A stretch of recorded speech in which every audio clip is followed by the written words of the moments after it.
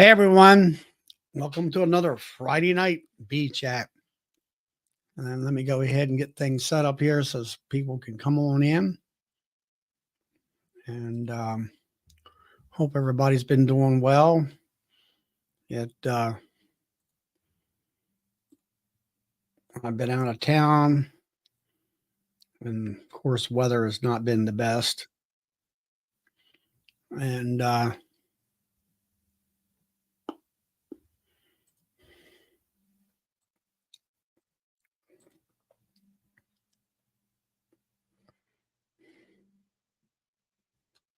come on.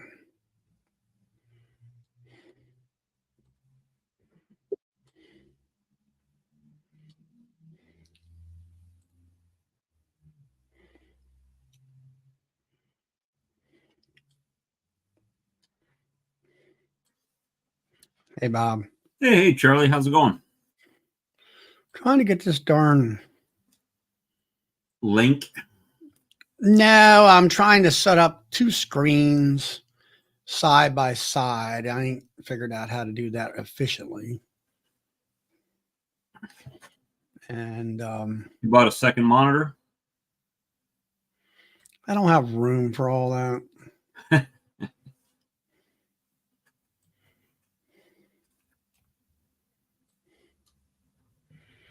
don't know why.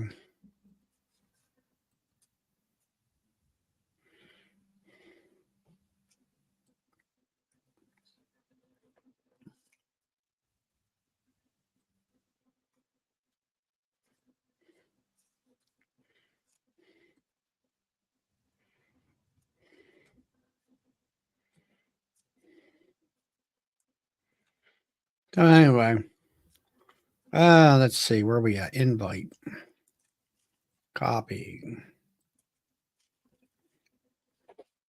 paste. That's better.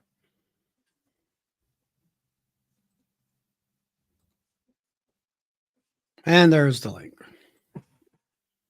So you went down and got your packages, nukes and all? Yep. I left last Sunday at 4 o'clock in the morning with my friend to help him drive. And we went to Vidalia, Georgia, home of the Vidalia onion. And did you get you some Vidalia onions while you were there? No, not really. You missed everybody. Yeah. Hey, Mike and Alex and Danette. And hey, Shane. Let's see. We got Brian in here and Keith. And yes, but anyway, we brought back a couple hundred packages on a Tuesday. And no casualties. Huh? No casualties coming back. No, they were really nice, heavy, nice packages. That's awesome. I think here at the Sawmill, the economy is pretty darn slow. And I think at the bee yard down there where they're selling packages, it's pretty darn slow. And I think that in my opinion, the fad of new beekeepers slowing down. It's slowing down considerably. Everybody was into chickens and bees. And then they realized bees is work. Bees is work. Bees are hard to keep alive. You got to be on top of things and things like that. I'll tell you what, I've probably done more since I've been off. Hey, Russell. This week, as far as bees and yard work, I mean, it's like every day, right? Just doing something, trying to get something done. Yesterday, I broke down the mean hive, split it all out with some cutic queens. Mm-hmm. And one of my other colonies that was spicy, it got broke all the way down. So made a bunch of bunch of splits, and we'll see. Hopefully those nukes will get strong enough by the time Jose's queens come so I can split them again. Right? That's kind of the goal at the moment. What? You made what, 30 some splits? No, I got 20. I had 25 queens. Some of them, some of my other colonies got requeened with new queens. Those splits that I made out of Hivezilla that everybody's worried about their genetics and everything, I also requeened those. The good thing is the queen excluder that I put in that mean colony killed a bunch of drones. So it really limited the amount of drones that were out there just flying around. I mean, because they couldn't get through the excluder, they just ended up dying. Hey, Brad. Hey, everybody. Just a work night, is it? Yeah, I'm in the wood shop. Just getting done my work for the day. Thought I'd drop in. So, how's everything going? Well, Bob got 25, made, well, I guess what, 20 splits? Yeah, Bob made a bunch of splits. That's awesome. Yeah, just what I wasn't going to do, right? Just exactly opposite of my... Welcome to beekeeping. Make a plan and then make another plan and then make a new plan. Well, this is a nice... Well, now, I had on and off that I was able to watch your video, and you sound like you were concerned about the splits or whatever. Well, I mean, the big issue was I had 25 queens already coming from last year, Jose.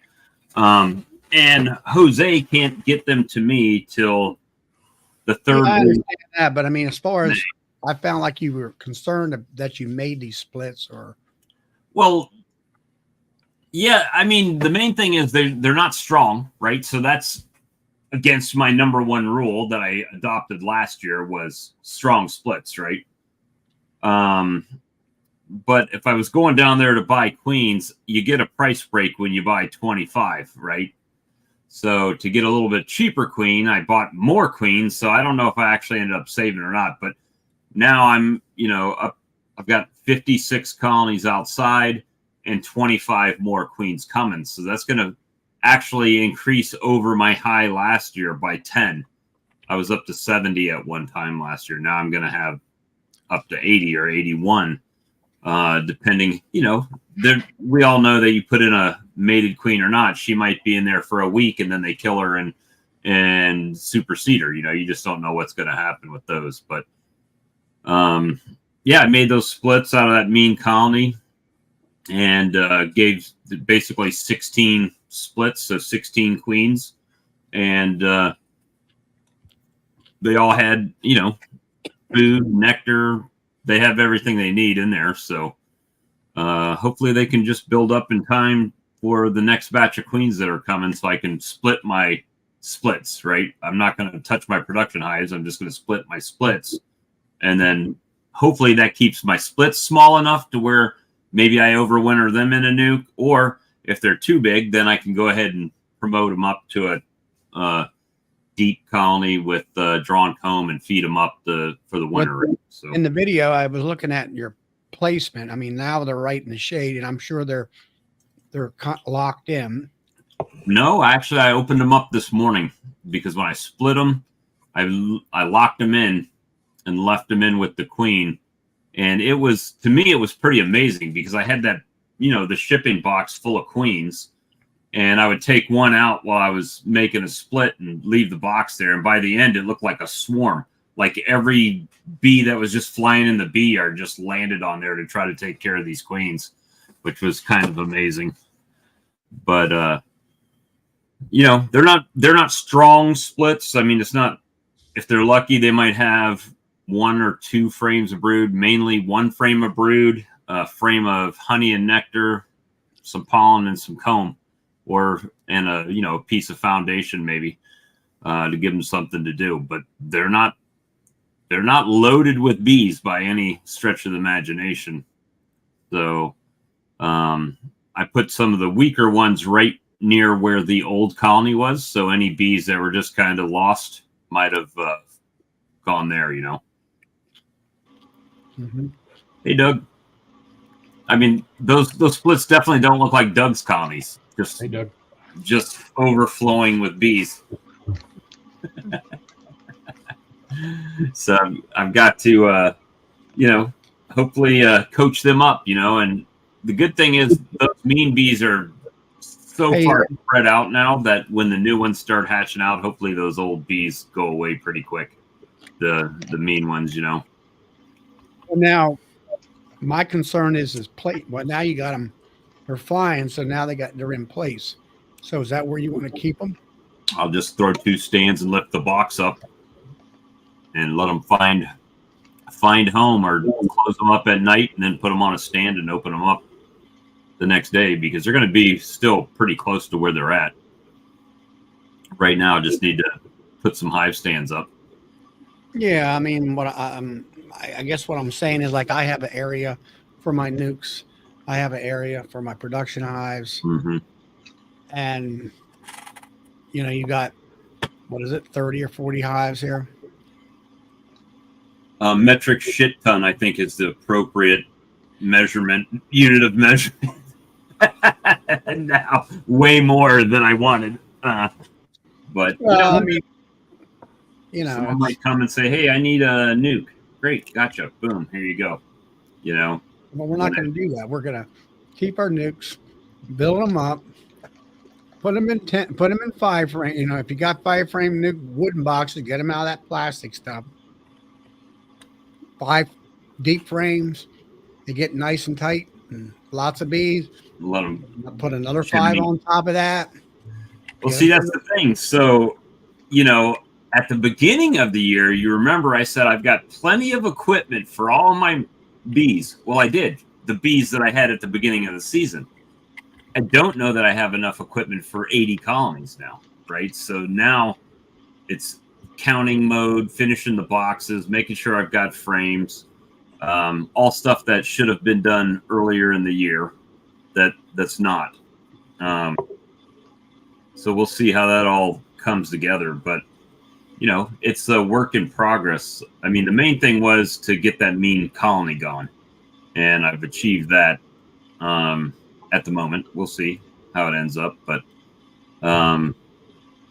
right now it is what it is. And I'm sure I'll lose some and have to, manipulate them. And then we'll have the hive beetles. That'll take some of them. So we'll have to... Just take what you got right now, and hopefully all your queens will be accepted. Well, they look like they were getting loved on this morning, the ones I peeked in on. So we'll see. I mean, they must have been giving off a pretty strong pheromone for all the bees that were just flying in the yard, just landing on that box, because it looked like a swarm after it was done. So, yeah.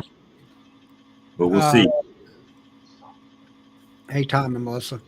But I mean, just let them cook and get big. That's it. That's all we can do. There's Alex. Or Lagrange. Good evening. Bonjour, comment ça va? Welcome everyone to the One Tree Honey Company.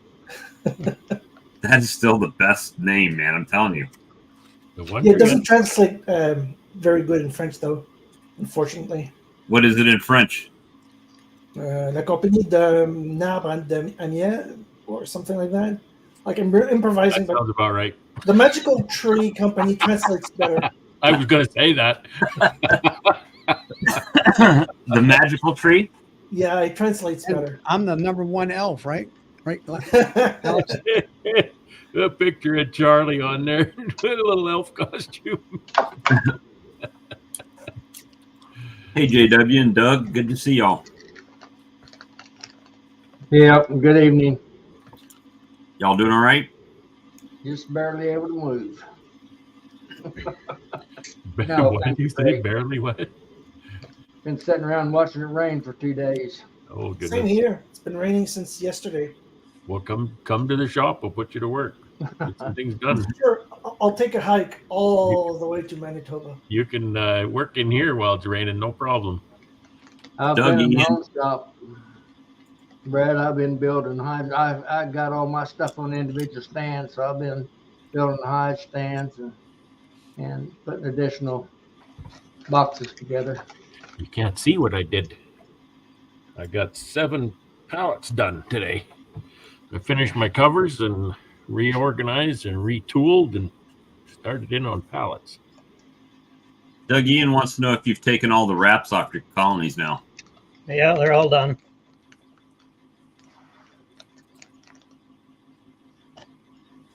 Yeah, I'm really glad I don't have to build any covers this year. No need to. I built 158 covers. That's a lot. No, I didn't build 158 covers. I built 258 covers. That's even more. That's 100 more. I've and I've got 7 out of 118 pallets done. God, that's gotta be a lot of work. Oh, it gets tedious, man. This is going to take me weeks, many weeks. It'll be well into May by the time I'm done this. Yeah, making like 15 covers takes me. Granted, I work outside with limited tools. Yeah. It takes me maybe 1 day, sometimes 2. Well, 15? honestly, Alex, when I get set up, when I'm building covers, 20 covers is pretty good. I think I did 25 covers one day, but that's a big day. It's so tedious and so hard on the body standing here just doing that much. So, yeah, I don't feel bad. 20 covers, that's nothing to sneeze at in a day. Ian says, "How's the bees look, Doug? It must have been an easy winter." We had 1 yard with skunk trouble, so we lost 22% there. And we had 2 yards, the first 2 yards we unwrapped.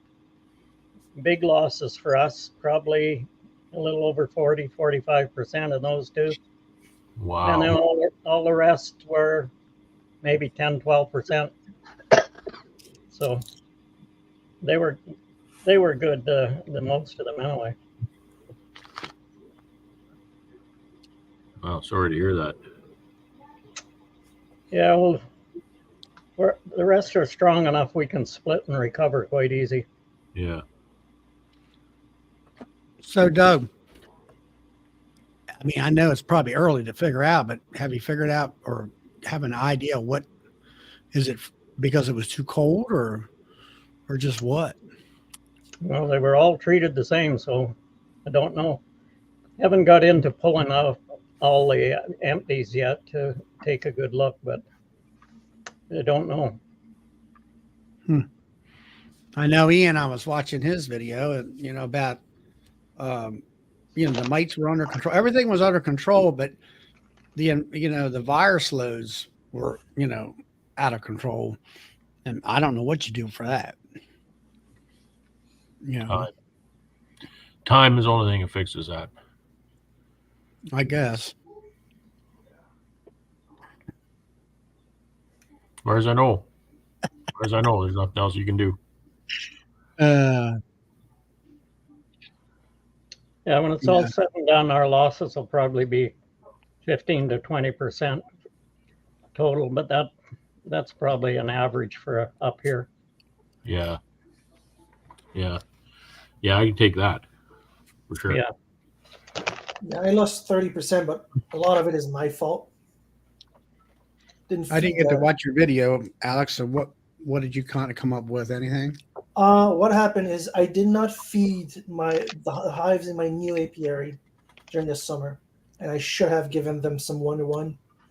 The comb wasn't drawn enough, so they can store enough food reserves in the central nest.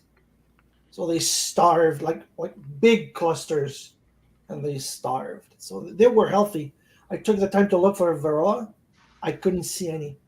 So yeah, it's like. Well, I mean, it's pretty much, like you say, you got a nice big cluster, but there's no food in there. That's pretty. Only on the side frames, and yeah. So I messed up. I mean, so that's what I've kind of determined with my situation, where people will say, "Well, there's no food in there." I said, "Well, wait a minute. They've been robbing it out for several months in the wintertime, but I only had a cluster this big on a couple frames on the side of a frame." To me, it's not a food issue. It's the cluster is basically dwindling down. either Varroa or Bad Queen. Well, I'd something say the wrong. queens were old, and so that's why I'm requeening next week. And all. Where'd you end up getting your queens from? Same place you got yours from today. Oh, really? Yes. Yeah, they were probably packaging them up today. Matter of fact, I got there and he's like, "Do you need attendance?" Heck yeah. You know, I don't know that I'm going to go home because it was kind of rainy yesterday. So I didn't know if I was going to go home and do it yesterday or not. But when I got here, the rain had stopped. It just looked bad. So I just went to work. I'm like, I better just go ahead and do it while I'm here and just split it all out. Yeah, I wanted to do some equalizing this weekend, but I'm not sure I'm going to be able to with this. It's been raining like cats and dogs for 2 days now. So maybe Monday afternoon after work. Whoops. I was popping it up the same time you were, Charlie. Sorry. Would it have been an old queen yards that was lost 40%? No, one of those yards was pretty well all new queens. You know, that's one of the biggest things, I think, when you lose a colony or they leave the hive or whatever, there doesn't seem to be one particular thing that you can say, this is it, right? Sometimes, like if they starve out or freeze out, you can tell. But sometimes they just die, and it could be old queens, could be new queens, could be viruses, could be mites, could be, in my case, beetles. You know, you just don't know. And the one yard we peeked into, we lost them early because they hadn't even hardly dented the pollen patty. So they must have been dead shortly after we finished treating. Or queenless. I know if a queenless colony, you know, maybe just fine, but if it's got a pollen patty, they're not going to eat it. Yeah. I've had that too. Put a pollen patty on early September and open the box in the spring. And the box is, you know, dead colony and a perfectly good untouched pollen patty. And so you know that thing had no queen when I put With that emergency cells. Yeah, that could be, Brad. Yeah.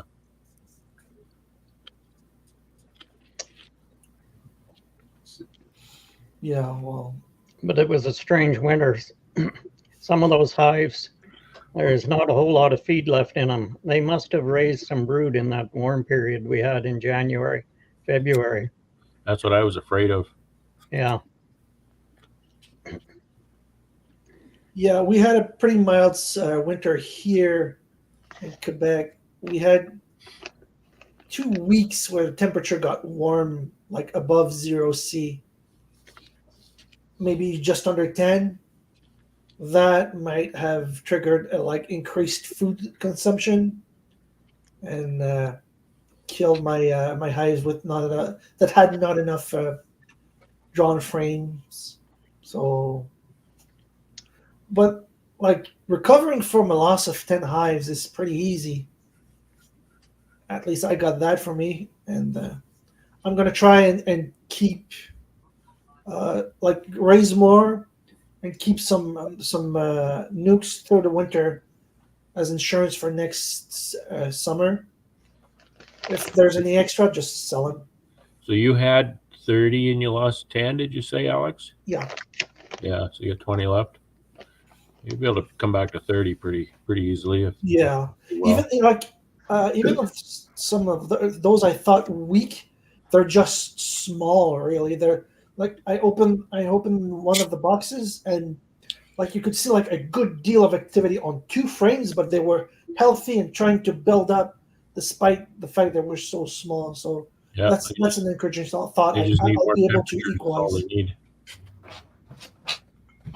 if this rain stops. Yeah, normally we come through a winter, there'll be lots of honey left in that top box. We haven't had good weather to go into them yet, so I went into the one and no sign of brood in the top box. 1 frame of honey left on the top. I don't know what was at the bottom, but that's a lot of honey they've gone through for a winter. A lot more than we normally see. Yeah, like I How said, many? temperature. How many nukes do you recommend for 25 colony operation? Well, how many colonies are going to die? How many colonies are going to die, and how many of those nukes are going to die over the winter? He's down here in South Carolina, so he should be able to overwinter a 5-frame pretty easy. Yeah. Well, I would go 10 or 5 or 5, but 25, you ought to have at least, let's say, 12 or 13. Have at least 50% of your amount of hives, amount of nukes to compare to your hives. Yeah. Yeah, you should be pretty safe. Some people like 1-to-1, 25 Hey, nukes, Corey. 25 hives. How you doing, Brad? All right. Another Canadian. Ah, We're getting welcome, invaded. Corey. We're outnumbered. Corey's down. If Canadian invasion. I remember, you're north of Cornwall, I think you said. Yeah. So closer to I'm Alex. Yeah, we're maybe 2 hours apart. Yeah. Yes. You know, Alex, I was thinking about you coming home with them nukes in the back of that. Or Yeah, not Alex, I but think the you're not too packages. Tuesday, up Interstate 95, which comes up out of Florida. And if you could hook up with some of these here rich Quebecians, they got these motor homes. You could hook up a trailer and put your bees on there, and you could go down with them in the fall and keep your bees going in the summer, in the winter time in Florida when it's 70 degrees down Yeah, there. we can't. And then you can bring you back on up in the springtime. He could get them across. He just couldn't get them back because they were. Yeah, no, it works both ways, my friend. You can't get him south. No. I know, It works yeah, that's both right. ways. You can't go across the border, can you?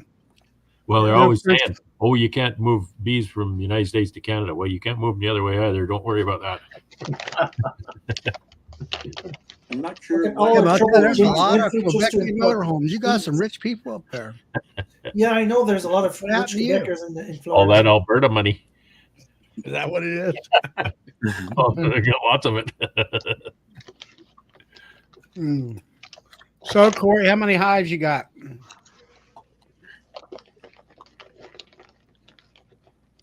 I got a lot of backfeed happening here, guys. Is it me? Did you turn off your YouTube side? Did you cut the volume off? You got StreamYard and you got YouTube. Yeah, you Turn gotta the shut volume off on the YouTube. Just mute it. Uh, Well, the wrong one. Yeah, Wrong the other story. Wrong button.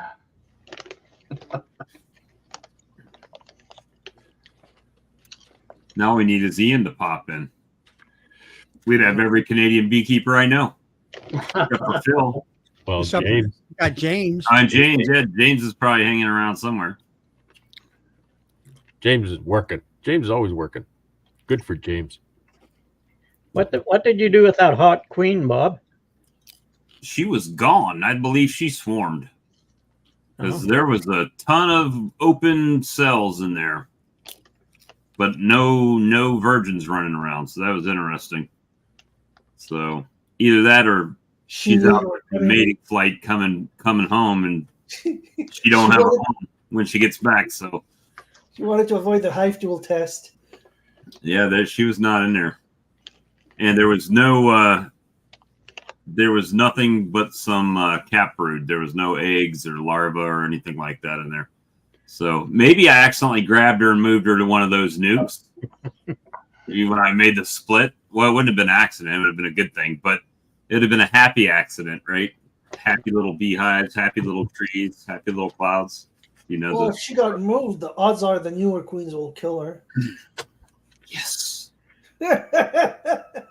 Well, I mean, she has now 16 colonies to pick from if she comes back. So we'll see. But right now, those queens are still caged. I mean, they've probably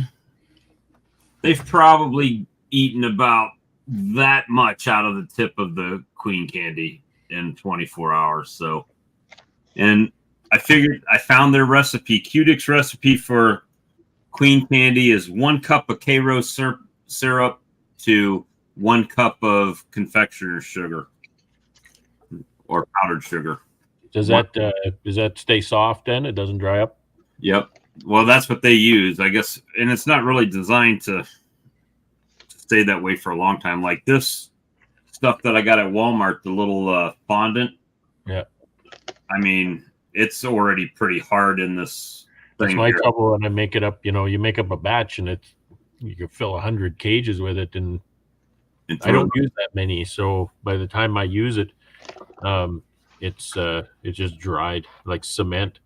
Yeah, so I've got all these JZBZ cages with cement plugs in them now. You have to still go in and open them up to let them in, right?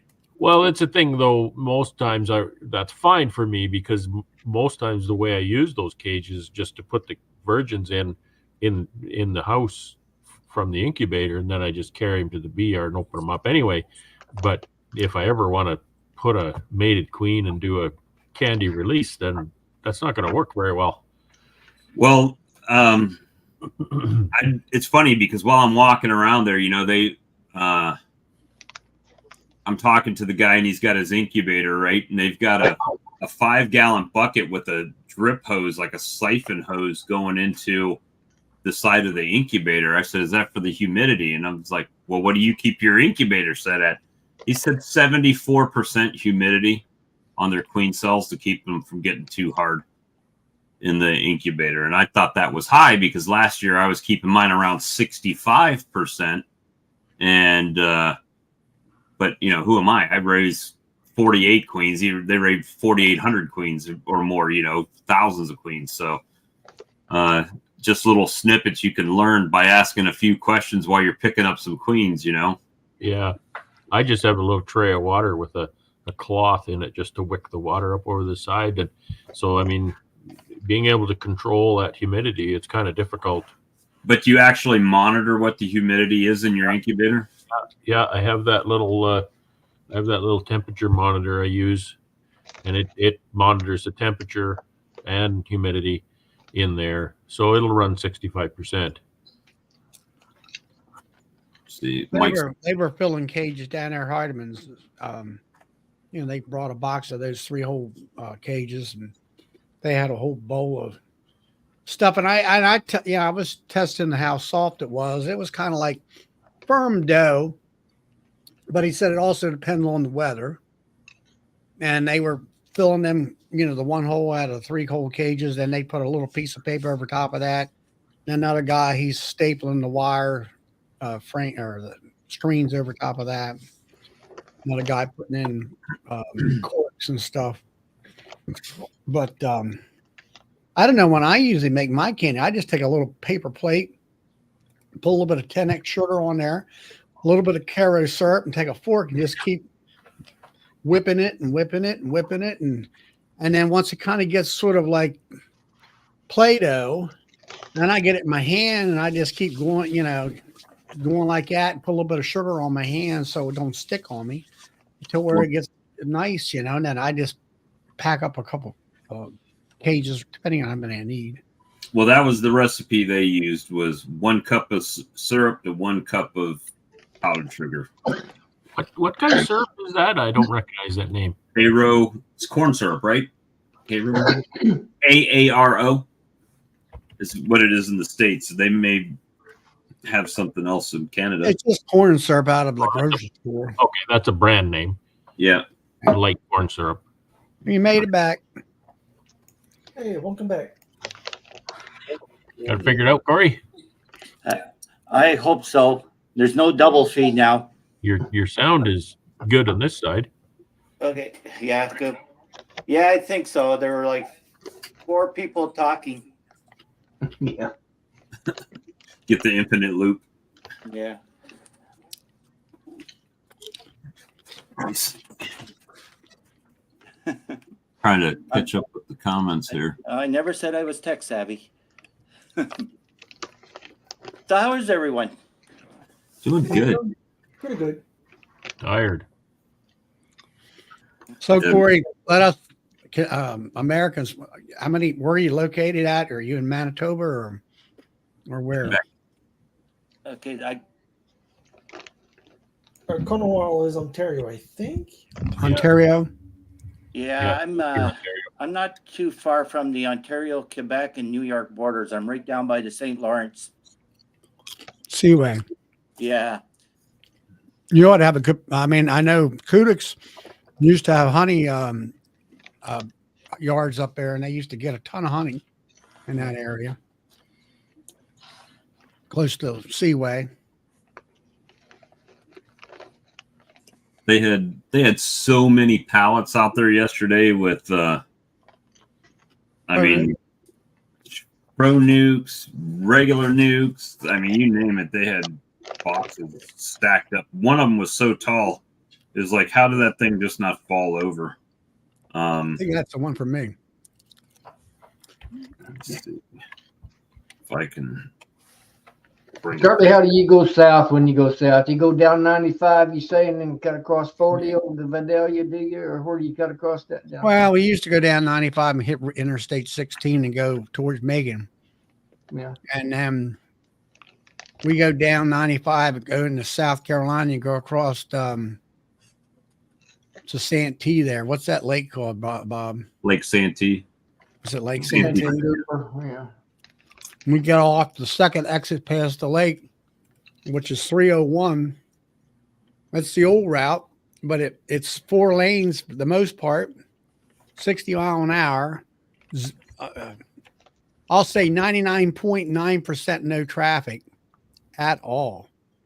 So once you get through the towns and stuff, and we go down that way, and it puts us more west on the Interstate 16, and we get rid of the dog leg and everything.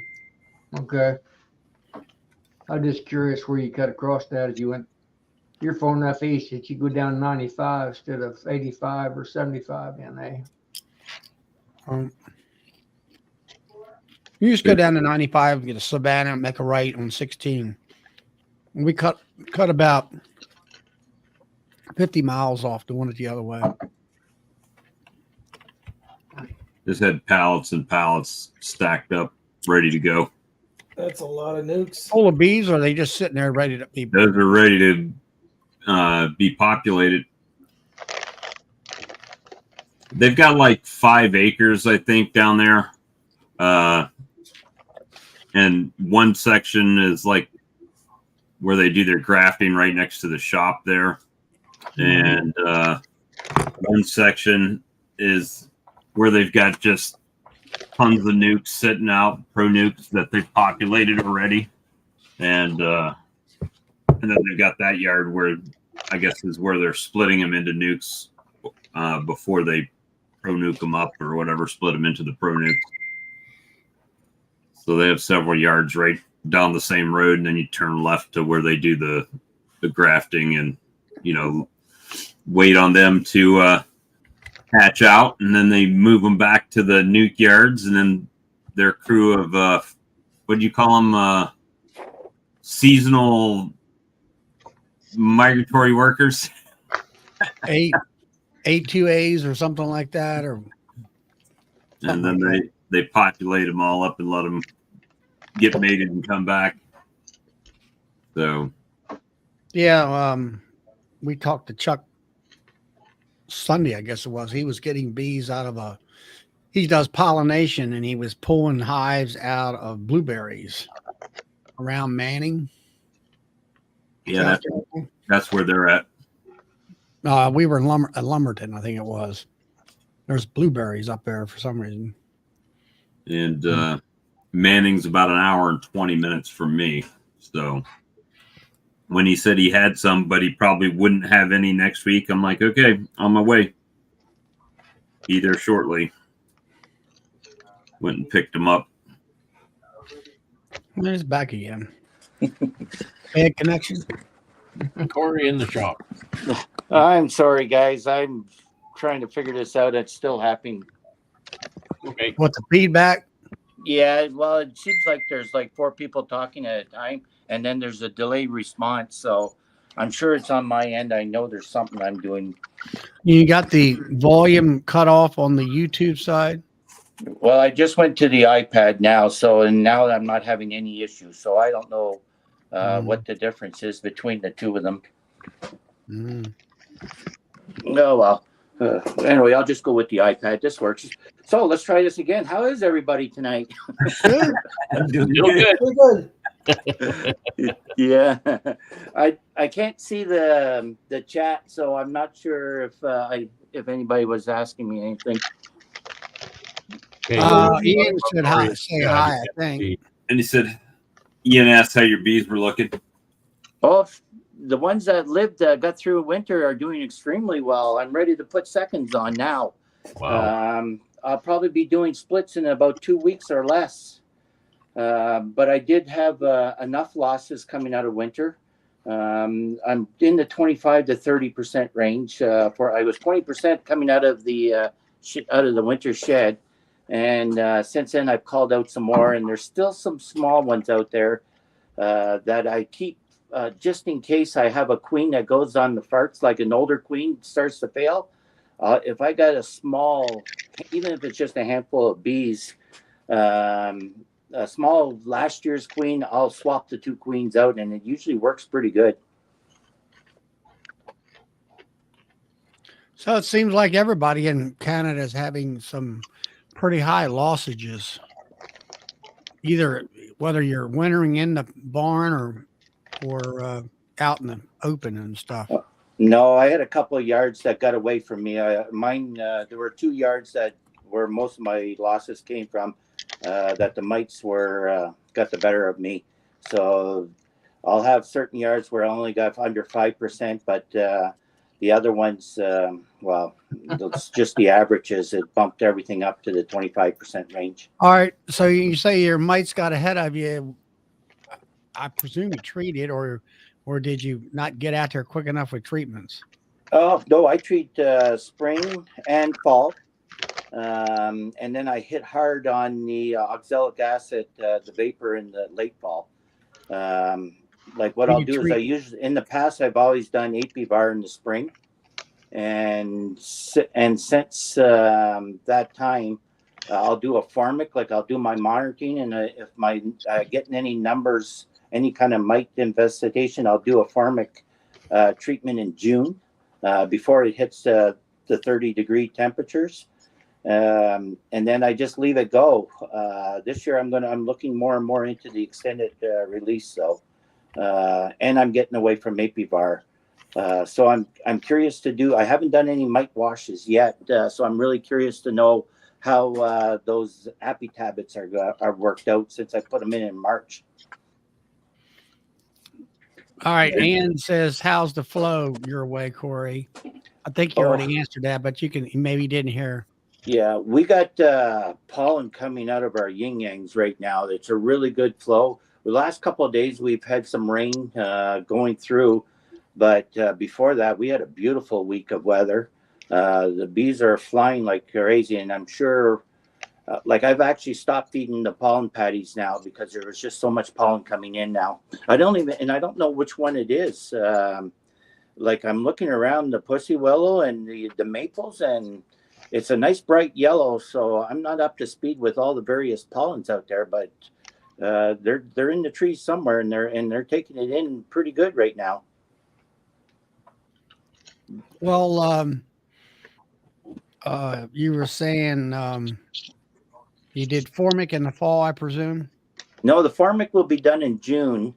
Come fall time, if my numbers are up, I'll do another formic then. But usually, and if that starts to fail, well, I'll hit hard with the OAV. And I normally start that around mid-September, where I'll do 4 rounds, 4 days apart, 3 grams each brood. And that seems to knock them back. Like last fall, once I started realizing my numbers were creeping up on me, I probably did 7 rounds of OAV. Right.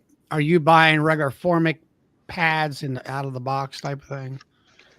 No, I use the those meat pads with the various, just the formic acid. I think so. It's You're 60%. making your own formic pads. Yeah, I do. All right, Brad. You can pick his brain on that one. Well, Corey and I are kind of online buddies, so I'm gonna pick his brain on that for sure. All right, we'll do some collaboration with him, and Yeah, I'd know like that to do that. you I want to didn't jump on realize that option wasn't available to you folks in the U.S. of A. That's not an approved treatment. It's Formic Pro or nothing. So that's good that we can do that. I know lots of people around here who do it too. So I just have to learn how to do it because that makes it a lot more affordable than Formic Pro pads. Well, I mean, Yeah, I know. I mean, here in the States, we have to use we use Formic Pro or Mite Away Quick Strips, which is the same stuff.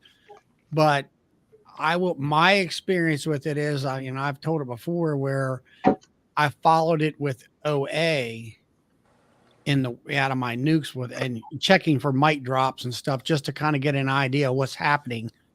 And when I did I did Aprivar Formic OA, my mite drops was hardly anything. When I did Formic and then Aprivar, my mite drops are actually higher after OA. So definitely shows that the Formic does work quite well. And of course, it is also the only thing that penetrates the cappings to kill the mites underneath the cappings, where 80% of your mites are located anyway. I don't know about that, Charlie, because I tried it one time and I don't think it did anything for underneath the cappings. I know they claim it does, but I did a treatment and I did the 10-day treatment one where I put the 2 pads on. So I had the stronger one on, and then I did mite washes 14 days. Well, I took the pads off, and then I did mite washes, and my numbers were going through the roof. Really? Corey, did you say that was a 1-pad treatment? No, the 2 pad. I did the 14, the one treatment. Yeah. Which kind of, if you're going to do a treatment for 14 days, then all of that capped brood is emerged in 14 days. So you should have that covered. So that's kind of interesting. Yeah, no, that it was the late fall. So well, not late fall. It was actually early fall. It was as soon as I took the honey supers off, and I tried the Formic Pro because that stuff isn't cheap either. So I tried it, and just thinking that it would get anything underneath the cappings, and for me that did not work. So there's two methods to use Formic Pro, and one of them you can use 1 pad for 10 days, use a 2nd pad for 10 days. And I believe Tom has told me that that regime is not it's not strong enough at one time to penetrate cappings. So I don't know that by experience, but that's correct, Brad, because Dr. Sammy Ramsey, he stated that on a talk that I was listening in on, and we had him come to Zoom into our club, and I questioned him on that, and he said absolutely. He says the 2 pad method will penetrate the cappings, but not the 1 pad. It just doesn't have enough. Yeah. Power. Well, I don't know. Maybe I just had a bad batch then because I had the 2 pad and it didn't work for me. And I did have the conversation with Tom at Cayman Reynolds convention there back in January about it, and maybe I just had some bad luck out of it. It's possible. What was the temperature? Was the temperature reasonable? Yeah, it was actually early September, the first couple of weeks of, because I normally take my honey supers off Labor Day weekend. I try to have everything off, and so they would have went on right after. 20 degrees or better? Yeah, 20 to 28, someplace around there at that time. Okay. Because I know if it's highly temperature dependent, and if it's too cold, it's just not going to do anything. Yeah, so you're talking between 68 degrees Fahrenheit and 80 degrees Fahrenheit, correct? Yeah, that sounds about right. Well, 27 is 80 degrees, and like 29 is the top, I think, isn't it? Yeah, 84. Yeah, I would recommend it. I mean, I always try to be 80 degrees or slightly less, and also for where I live at, humidity plays a big part. And we try to have low humidity and everything. Yeah, high humidity slows it down. Well, it makes it more potent, I think. Does it? Yeah. I thought it slowed it down.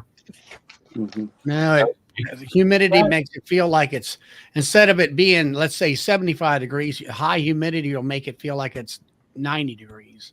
Mhm. And Yeah, we've to a person, but but again, I don't know. I just was under the impression that it slowed it that's down. well, I'll have to go back on that. They don't say anything on the packaging about humidity. Yeah. I just found that I didn't have any problems if I watched the Yeah. humidity problem. Yeah. That was my idea, I guess. Yeah.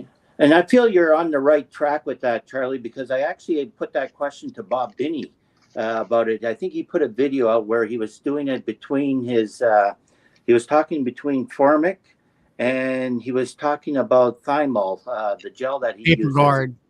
ApiGuard. Yeah, or ApiGuard. And I remember asking him, I said, which one would you use on it? And he says if it gets up around 30 degrees, he would still stick with the ApiGuard. But if it was getting around 30 degrees, he would not use the Formic just because of humidity and stuff. He figures it's too risky then. Yeah, 30 degrees would be 86 Fahrenheit. I know there was a video he talked about ApiGuard and some of his commercial friends out in the Midwest of the United States. They put it in there like at 9, it says it's fine at 100 degrees or something like that. But he said, I wouldn't dare put it on a hive. It was 90 or 95 degrees or higher because of the high heat and all. Yeah. And then he also talked about the dosage, whether it be 25 grams versus the 50-gram dose, where he would hit it, for 25 grams for 4 weeks. Yeah. Things like that. Yeah. Well, do you guys remember the video that Randy Oliver did? Maybe Ian can answer that because I know Ian watches that. But he talked about Formic and then covering one side of it or something so that the release isn't quite so quick. And because in California, he could hit 30 degrees anytime. So I don't quite remember how that transpired. I don't remember now. One of our guys that comes on here, Todd, he lives in California next to Fresno, and he was at a supply house, and it was a commercial guy there, and he had a freezer on a trailer hooked up to a generator, and he was putting Formic Pro boxes of it, 30-pack boxes in the freezer. So, and then he would go out to the apiary and he was putting the dose on, and because it's frozen, it releases the gases at a slower pace. So the bees don't get hit hard with that fumigate and stuff. I don't know how I've never done that myself, but that's because of the heat. Of course, they get something like 105 degrees, but they don't have the humidity like I do on the East Coast. They're more of a drier desert type climate. Yeah. I'm not sure how it goes. I'd have to backtrack and rewatch that video again. Well, I know I've talked to Tom about that, about the temperatures. And I say, you know what? I always use the little joke that the forecasters can't tell you what the weather was yesterday half the time, let alone 15 days out. And he says, don't worry about that. He says, look at 3 to 4 days. If your temperatures are going to be within spec for 3 to 4 days, then that big blast off gas at the beginning is kind of over. And if it gets a bit hot after that, he says you shouldn't worry too much about that. Yeah, I kind of heard that along those same lines. And that's where those meat pads actually kind of work out for you because you have it's basically called a flash treatment.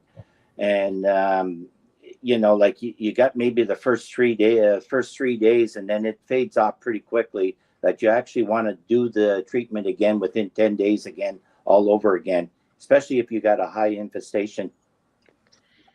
Yeah, I mean, with Formic Pro, it's the first 3 to 4 days is, like you say, the most off gas.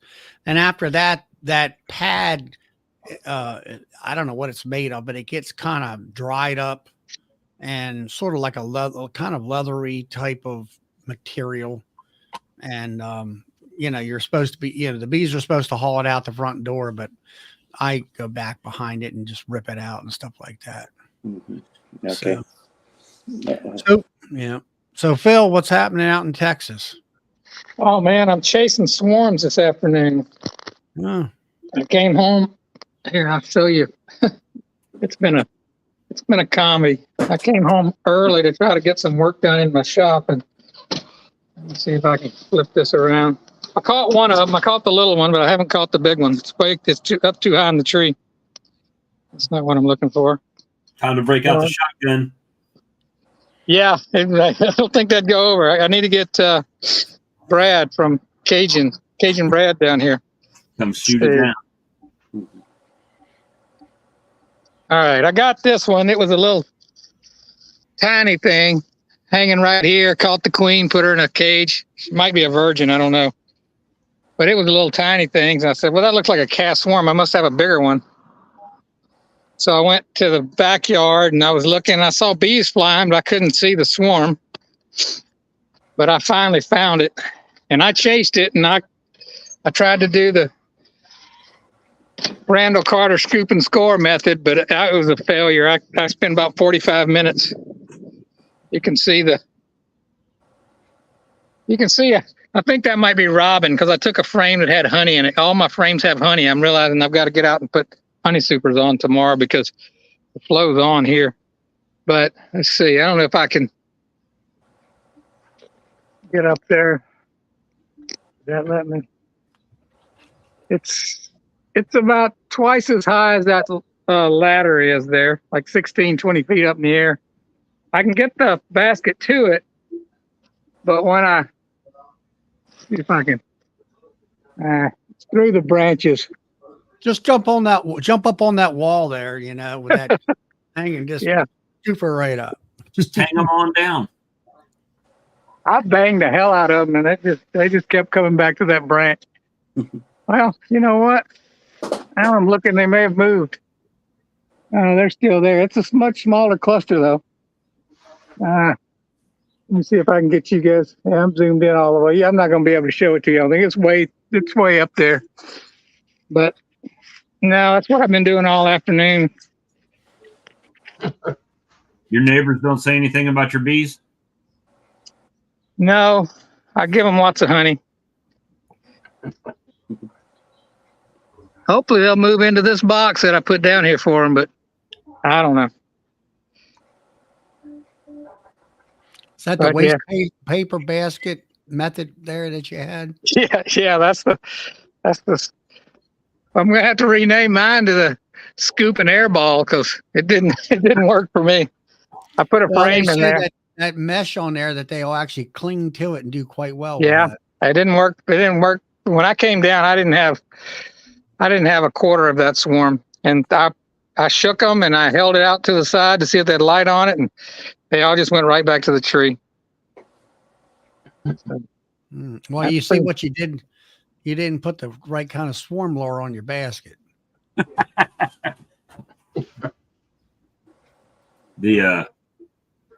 Well, we'll know, Corey. I haven't used any treatments except for Appy tablets this last fall, so you can watch my death or in destruction ahead of time, so you know what to do. Yeah, They're not treatment. They're supplements. And there's supplements, supplements. Yeah. Have you done any washes on any of those colonies yet? No, not. I haven't this spring. I haven't. No, not yet. I should be able to get some in next week, and I'll let you know how they're working out. Okay. Hopefully, it's pretty good. Who was it? Randy Oliver just wrote an article in American Bee Journal for April about extended release thymol, and that it had 98% efficacy after, I think it was 3 weeks. 3 weeks. So if there was only a product that had extended release thymol in it already that you could purchase, that's a supplement, it's amazing. If only we had that. If only we had that. If only certain YouTubers were talking about it, last September before the article came out. It would have been talking craziness. Yeah, just crazy, off the wall stuff. Mm-hmm. Yeah. But Brad, hey, sorry.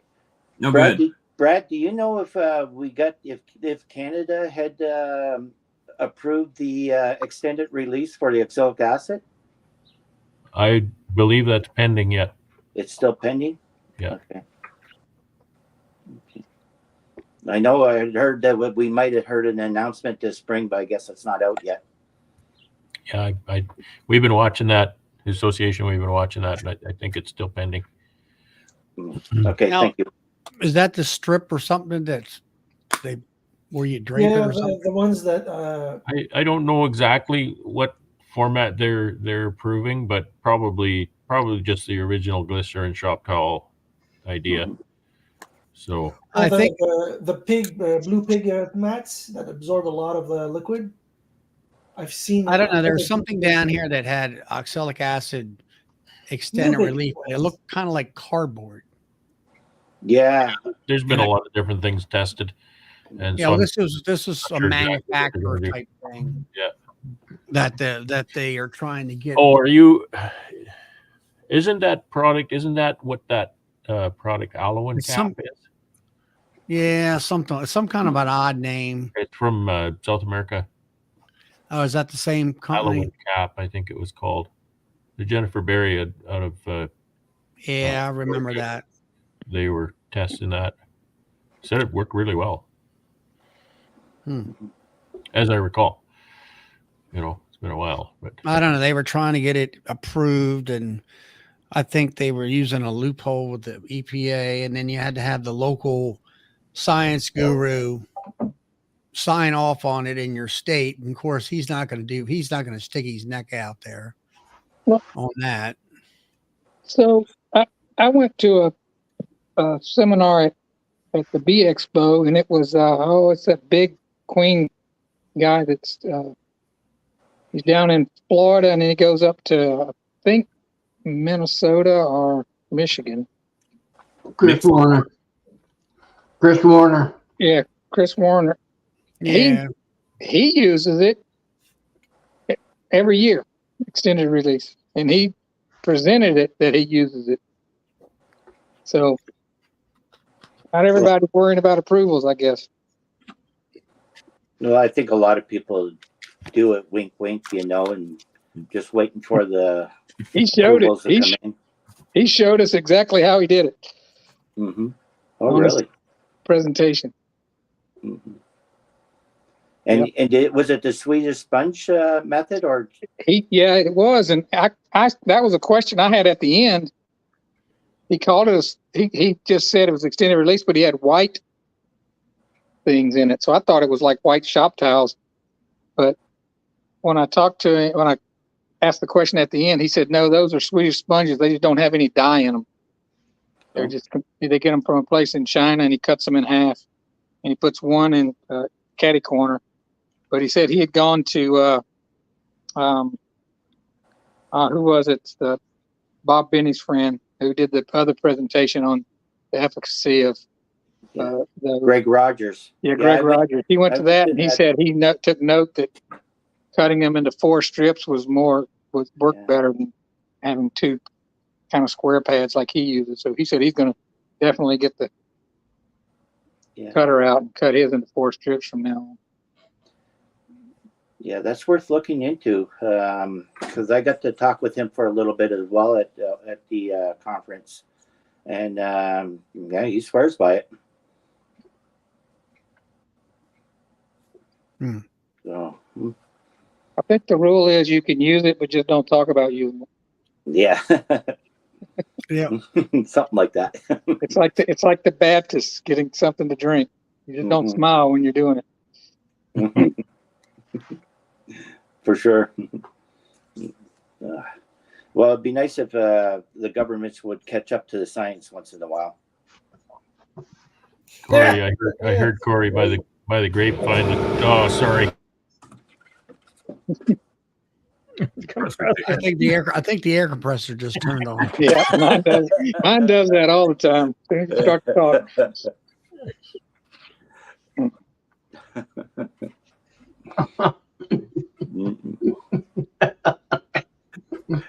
It happens to everybody, Brad. No worries.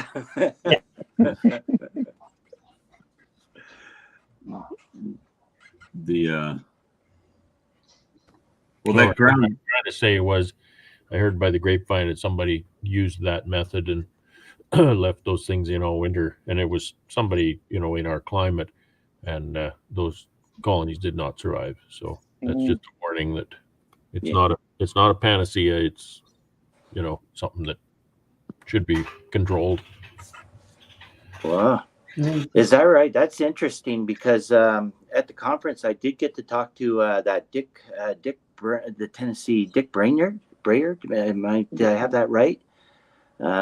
He's a friend of Cameron Reynolds anyway, but he was talking about wanting to do a 150-day test. Sorry, what were you saying, Corey? There's a guy in Tennessee. It was Dick Brainerd. I met him at the conference as well, and I was asking about him. He was on Bob Binney's video once, and he was on Cameron Reynolds' videos once, where he does do the extended release. And he was telling me he's going to try a 150-day test this year. So that seems so long. Like he's done 70 and it's worked out no problem, but he wants to try a doubling that just to see how that pans out, I guess. But if somebody in our area kept it on all winter and they didn't survive, was it just because they put it on too late, or? Well, I mean, winter's a special time, right? Yeah. It's a very that much time in the summer that might not be as meaningful. It wouldn't mean the same thing, perhaps, but just suffice it to say that don't plan on doing that because it doesn't seem to be something the bees can tolerate. So, well, it must have had something to do with the temperature too. You know, like how good is OV if you're either have them in the shed or if you have them outdoors in the -30. Yeah. You know, like that's what you have then. But you shouldn't have to do that. You know, you shouldn't have winter treatment like that because there's no brood, so the bees aren't, not no brood, but little brood, so the mites aren't reproducing like they are in the summer. If you have the mites cut back in the fall before they go into winter, then they're not going to increase like that by spring. So you shouldn't have to have a all winter treatment like that. Chris Werner puts his on as soon as they arrive in Michigan, Minnesota, wherever it is, and he keeps them on there until he pulls the honey off the colonies. And he says they're still moist when he takes them off.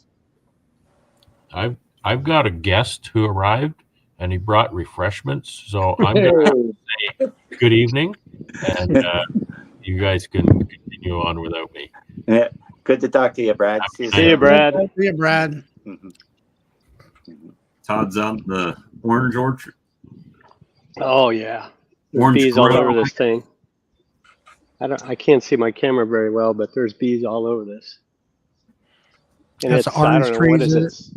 Yeah. It's like 6 o'clock. It's it's windy, but they're working it. And then tomorrow it's supposed to rain. It was like 86 today, and it's going to be 60 tomorrow or 58 and rain all day. So they're getting what they can, I guess. But it looks like we're probably at 75, 80% bloom, maybe more, probably more. So it's almost over.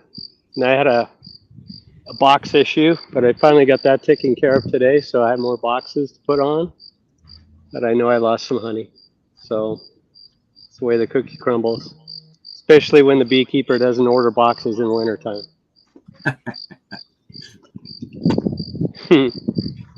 So that's all I know. But hey, you guys were talking about the extended. You're breaking up. Hang on. Is it better? Yeah, I think so. You hear me now? Is it better? Yeah, better. Okay. So you're talking about the extended release towels. There was full disclosure here. I left a lot of them in my hives over winter. I forgot to take out, but I didn't have a problem. with them. And someone mentioned that they came out moist. Yeah, they did. They still had residue in them or oxalic acid in them. So I just don't know how long they lasted. I don't know Now how. these are the sponges, Todd. These are those Shop towels. new pig oil or water absorbent pads.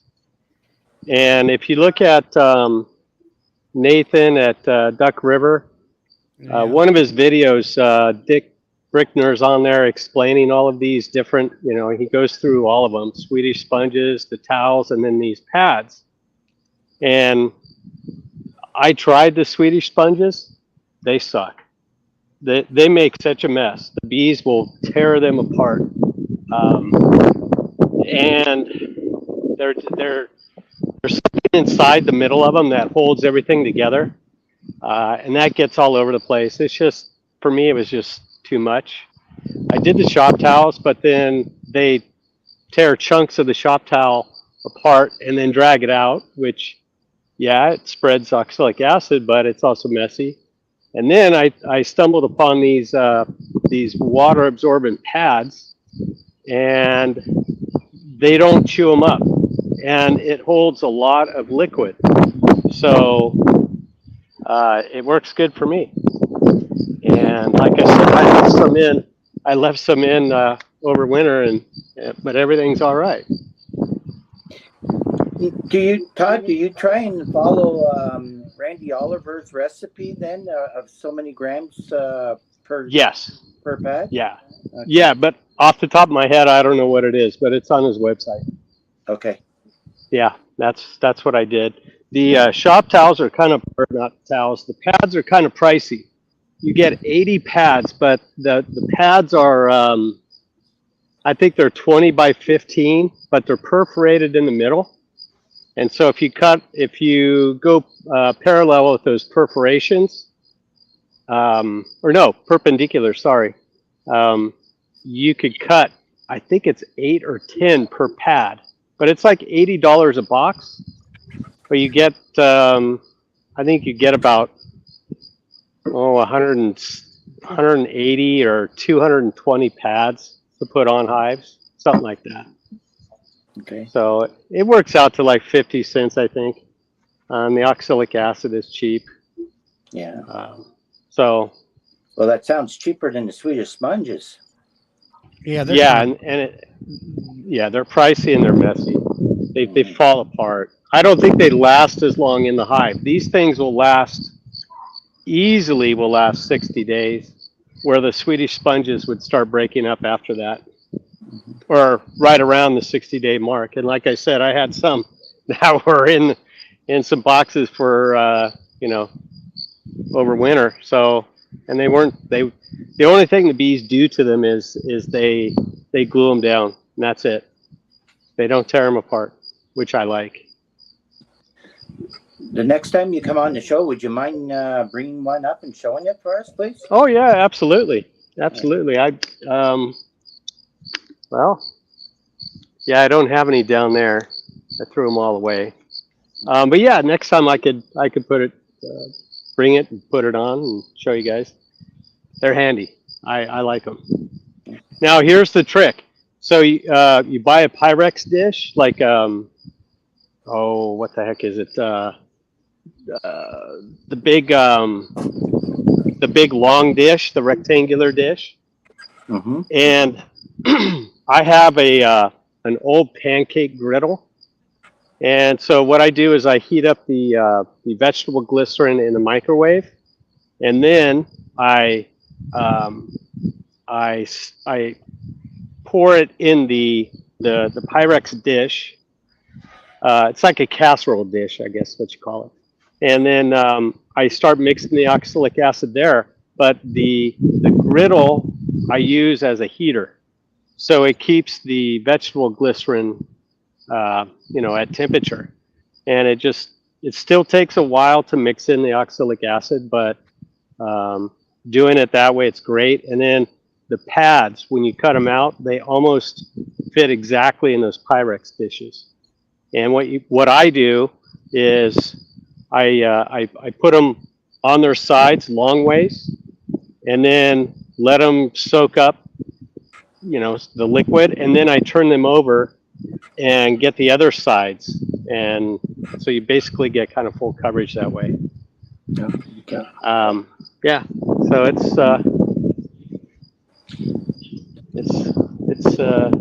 a long process though. That the acid takes a little while to blend in.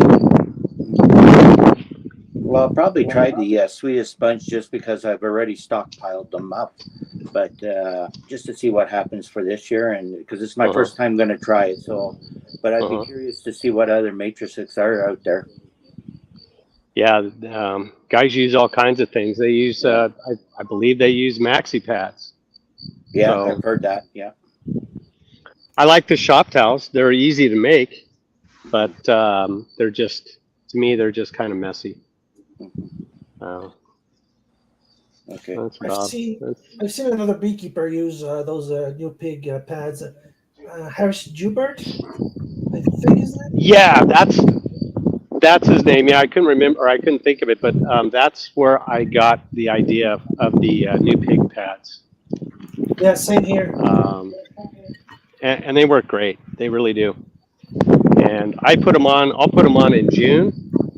No, I'll put them on in late May after the orange nectar's done, or orange honey, and then I'll leave them on for 60 days.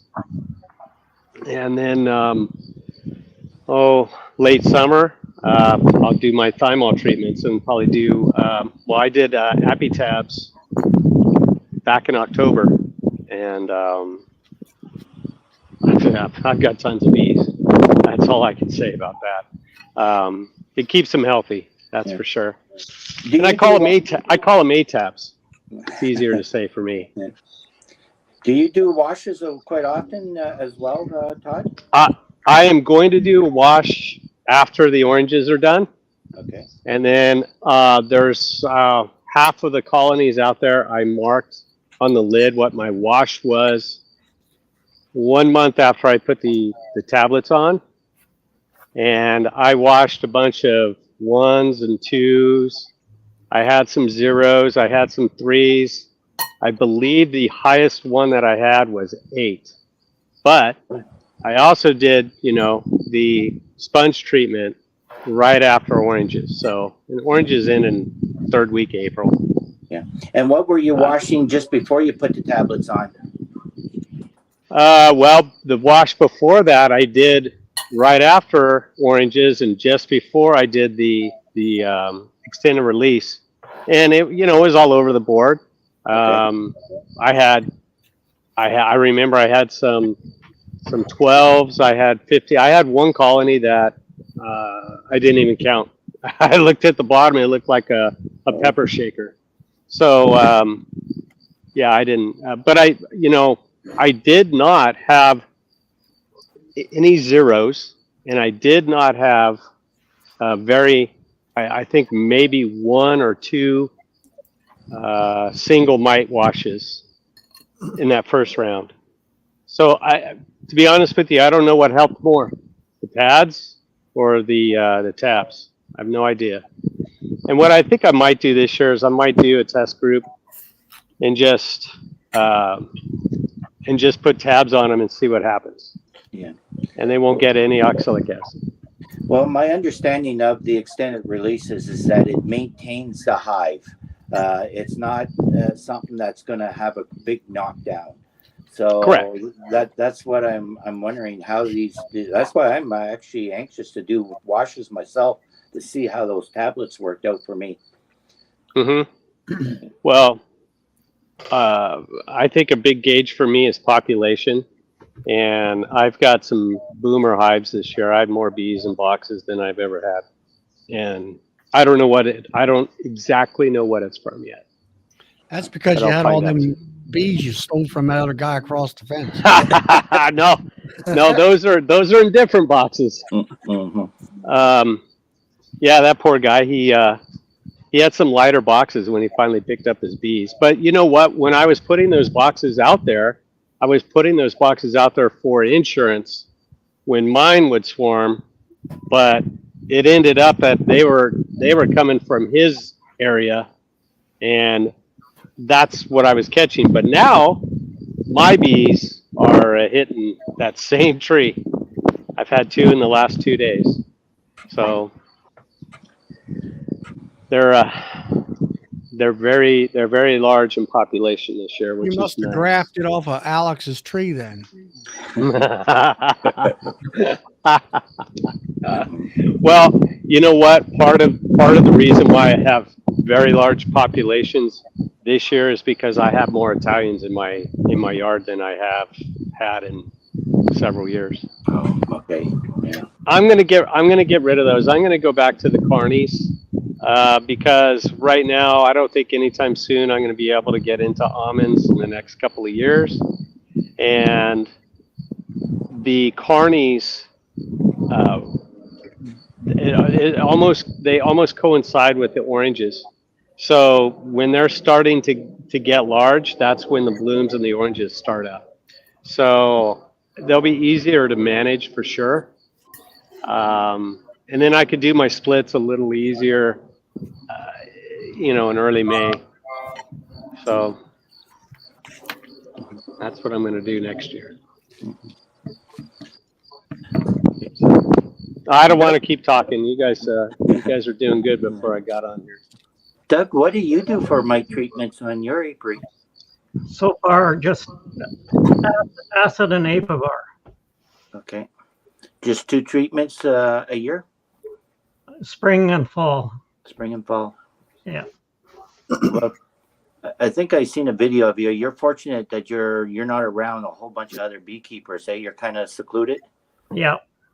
Okay, that's helpful. I seem to have there seems to be bees in every field around me, so it's like I got to be on top of it at all times. Yeah, no, we're all by ourselves. I don't, probably the closest one, maybe 35, 40 miles away. Oh, okay. But with that said, Doug, you still had some major losses for some unknown reason at this time. In 2 yards, yes. So I mean, this there beekeeping is a mystery. Yeah. I mean, you think you got it. You think you got it all planned out right. You did everything you're supposed to be doing, and you still get these dead outs. I mean, I've gotten half of my production yard died out, but I'm focusing in on the fact that they're old queens and that kind of thing. At least that's what I think it is. I know my mite is low.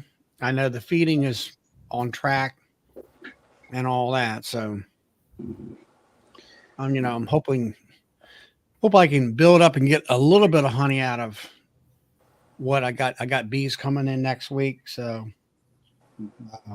for replacements and queens also.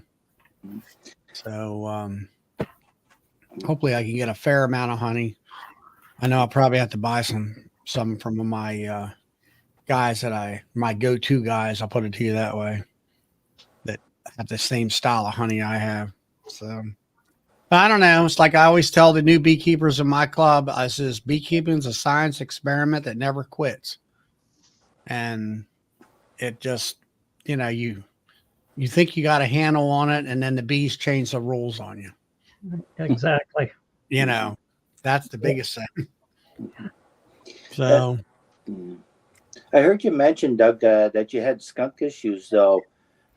We got quite a few skunks around here too, and that's one of the reasons why I actually keep my bees up on stands. I keep them roughly 16 inches off the ground because my understanding is skunks don't like to expose their underbellies to reach up or anything like that. Plus, I'll use things like I don't know if you ever seen them on Amazon or anything, but they're shaped like an owl head, and they have a motion sensor on them. So anytime an animal or a critter walks in front of a skunk cocoon or anything like that, the eyes start flashing like crazy, and it spooks them off. I use them around my nuke yards and around my cell builders mostly for stuff like that. It seems to work. I don't think it'll do you any good around for a bear, but at least for the skunks and the coons, it might help out. Well, we usually don't have trouble with skunks in January, February. They're always hibernating. But this winter we were so warm they come out of hibernation. That's our big problem. Yeah. Normally I just use conibear traps in a little box in the yards, and we'll take, I don't know, 15 up to 30 skunks a year out of yard that way. That's a lot. Yeah, that's a lot of skunks. Yeah. I don't know where they keep coming from, but they keep showing up. Just start barbecuing him. Just remove the scent glands first. Actually, there's guys that do that. They use a syringe and extract, and it's worth big money. Oh yeah, skunk scent is worth a lot. I didn't know that. What do you use that for? Repellent? I don't know, get rid of your neighbors. I don't know what they use it for. But we had a real strange winter this winter. It's Oh yeah. not the norm at all. And one of the other issues with the yard where the skunks were bad, it's a person. We keep bees in their yard. They winter cattle there. Nobody lives there, but they have a couple of cats they leave there. Well, I didn't want to do away with their cats, so we had to use live traps there to get rid of the skunks, and that took a little while.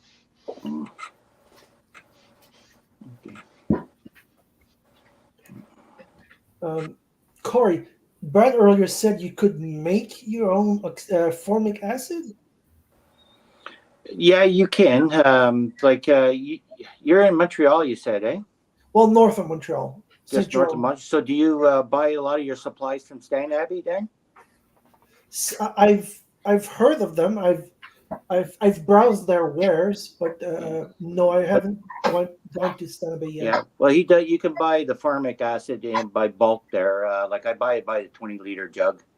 Oh, and you just put those meat pads. You pick them up on Amazon and stuff, and you just switch them out. Like if you got a big infestation, you do it every 10 days. You switch the pad out. It's considered a flash treatment. It's more so than anything. And what's the name of the pad you said? It's just your meat pads that you see at the grocery stores that they have. Pad. Yeah. I don't know the name offhand. Oh, okay. I think I know what you're talking about. Yeah. Yeah, they're underneath the chicken and the steaks to absorb the moisture. It absorbs moisture. Well, each of those pads will hold up to 25 grams of formic acid, which is kind of a nice treatment. They're cheap. Oh, they're super cheap. Bring it up on the screen, Alex. Oh, let me share this full screen. I think there's only two sizes of liquid OA you can buy in the States. Share screen. Where is it? Yeah. The Canadian one, I think I'm pretty sure it's 60%. Formic or something like that. That's the one that we use. We can get 90% very easy, but you got to do some science and cut it to make it 60%. Yeah. And then you can do it. And yeah, trying to figure that out for this year. Have you had any queen issues with it, Corey? Want me No, to add it, Alex? not too much. Yeah, that's it. Doug. Is that it? Yep. That's it. Meat pads. Yeah, Like that's 15 it. bucks for 100 Canadian. That's exactly it. About a dime a piece, US. Mhm. And the acid, I bought it a couple of years ago. I think a 20-liter jug was about $170 at the time, if I remember correctly. It's probably gone up since then, but compared to Formic Pro, it seems to be a cheaper way to go. That seems to be able to do just as good as a job. Now, on Canadian laws, my understanding is that you're not supposed to do this treatment this way while the supers are on, the honey supers are on. You're supposed to do it without honey supers. Now, I don't know if people listen to that rule, but Yeah, you got to buy those like pre-prepared one, I assume, in order to do it with the supers. Yeah, the one, the 1529 one that you have there. That's the one I got by, and I buy about I don't know, I have 1,000 at a time. Yeah, I had to buy Formic last year because there was so much rain. Humidity prevented the honey from drying out fast enough, and it was like treatment time now at the time. Yeah, So I got some Formic until the honey dried enough, and it was capped. yeah, yeah. We had a bumper goldenrod crop here, and it was high moisture goldenrod for sure. But they did dry it down, so I did get it down to the 16.5% for the honey. So it took an extra day in the hot room, but it did work. We did get it to below the 18% moisture content. Yeah, like with the crazy amount of rain we had last year, like it was in October, and the like I think, or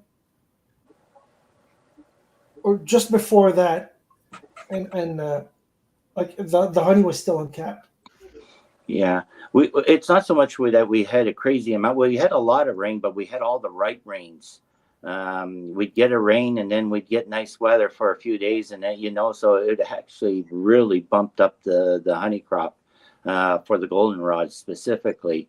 And it's a wildflower, like the packers buy it, so I sold out before Christmas. So how much how many pounds do you bring in a year on average? Well, last year I was pretty close to 25,000. 1,000 pounds. 25. Yeah, I think I was around 40 some barrels. I'd have to look it up there. It was How many a hives good you year. got, Corey? Pardon me? How many hives do you have, Corey? Last year, production-wise, I think I had about 160, and then I still carry about another 50 overwintering nukes. I keep promising the wife I won't go over 300. All right, so you got 160 hives, production hives, Yeah, and you got 60,000. How many pounds? about 25, just over 25. 2,500? 1,000. 25,000? Yeah. What do you get? 250 300? What do you get? 300 pounds per hive, or more than that, or? Some of them, like I said, last year the goldenrod really bumped it up. We had a pretty good clover pull too. Like where my colonies mostly are, I'm surrounded by beef farmers more so than the dairy farmers. So everything goes to flower pretty much before it gets harvested hay. So that really helps me out in my area. I know that Kodiaks would bring up nukes up there on the St. Lawrence Seaway. And I think out of the nukes that they put up there, they got like 60 barrels of honey. It seems to be a huge crop in the area there. Well, we got high humidity here. A lot of times we will hit a dry spell as well. We will get a drought. We've had them in the past. But it seems like where we are in the St. Lawrence, and we're not really that far from the Great Lakes, it's like we don't get any shortages of thunderstorms. We get enough to get by all the time. 25 times the bees you got now, Charlie, and you can be there too. Darren says it only would be 50 times the colony that he needs.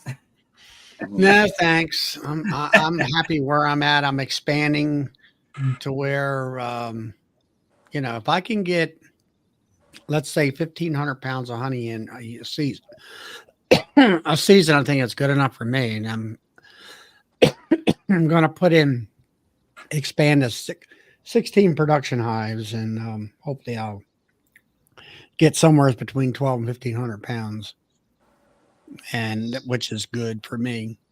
And then around a dozen nukes. That's my plans for this year. Hey guys, I'm gonna sign off. I've got to run a couple errands, and I'm probably gonna run out of cell service where I'm at. So I'll try to catch up with you guys later. Okay. All right. Good to see you, Todd. All right. See you later. Okay. Bye. Where do you market down there, Corey? I'm semi-retired, Doug. So I sell to the brokers mostly.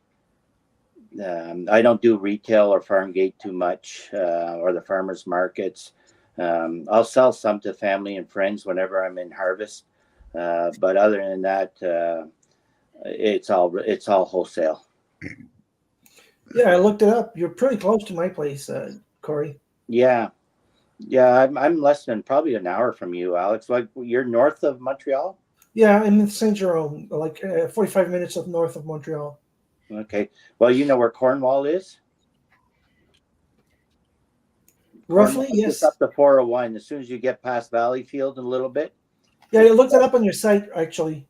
Yeah, so I'm just north of Cornwall a little bit. About 15 minutes north of Cornwall, in a little town called Bonneville. I'm east of Bonneville, St. Andrews West. St. Andrews Road? Pardon me?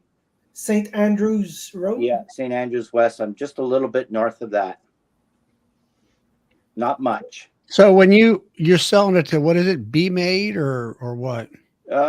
There's different ones. Actually, a lot of my sales go to other beekeepers who do the retail.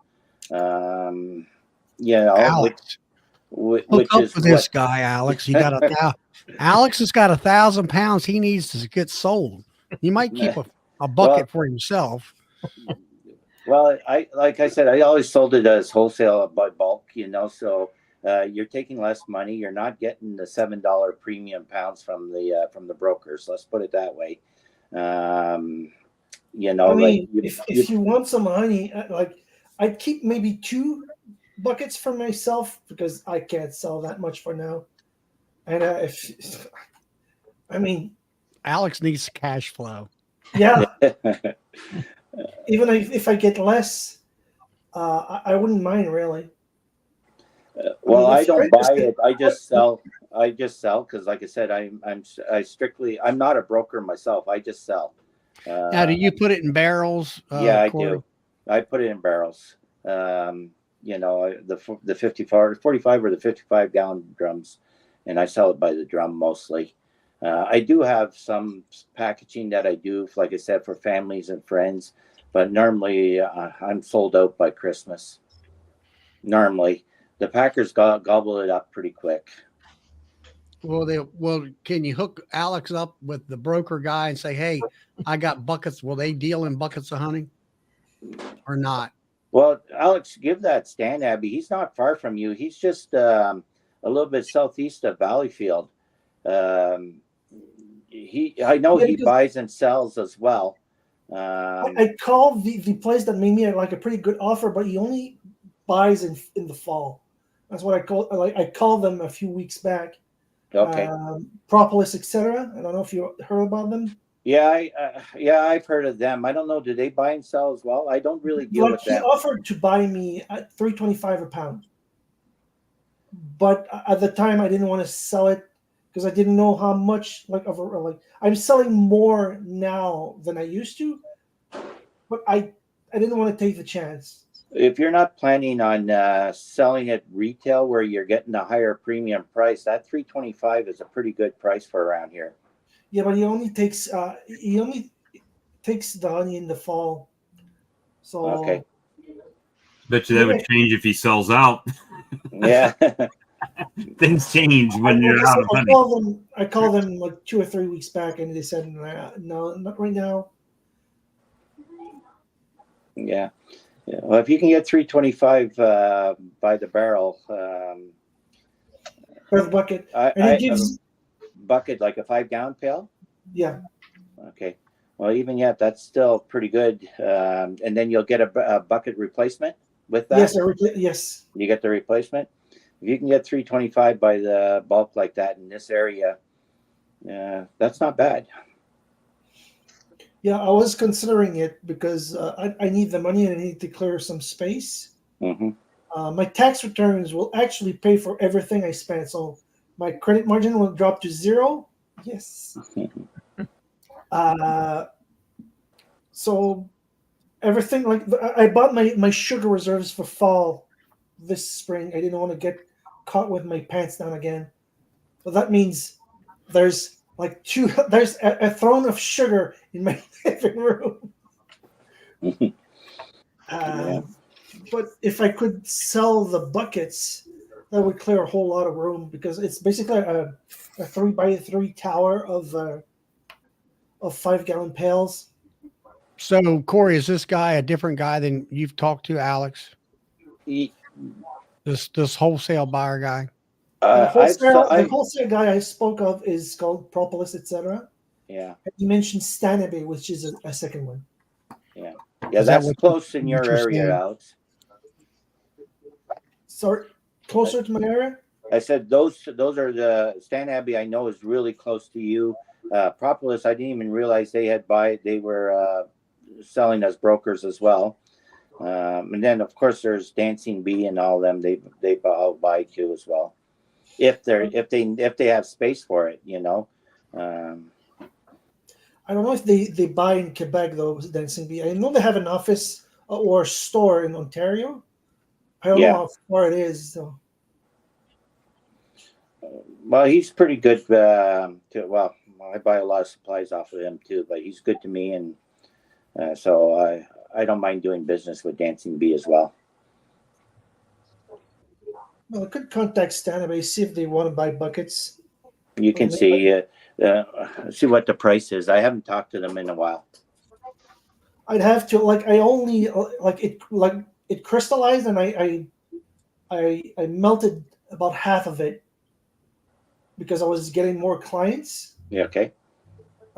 So I guess I'd have to melt all the buckets, and it's 2 days per bucket to melt down, and only have one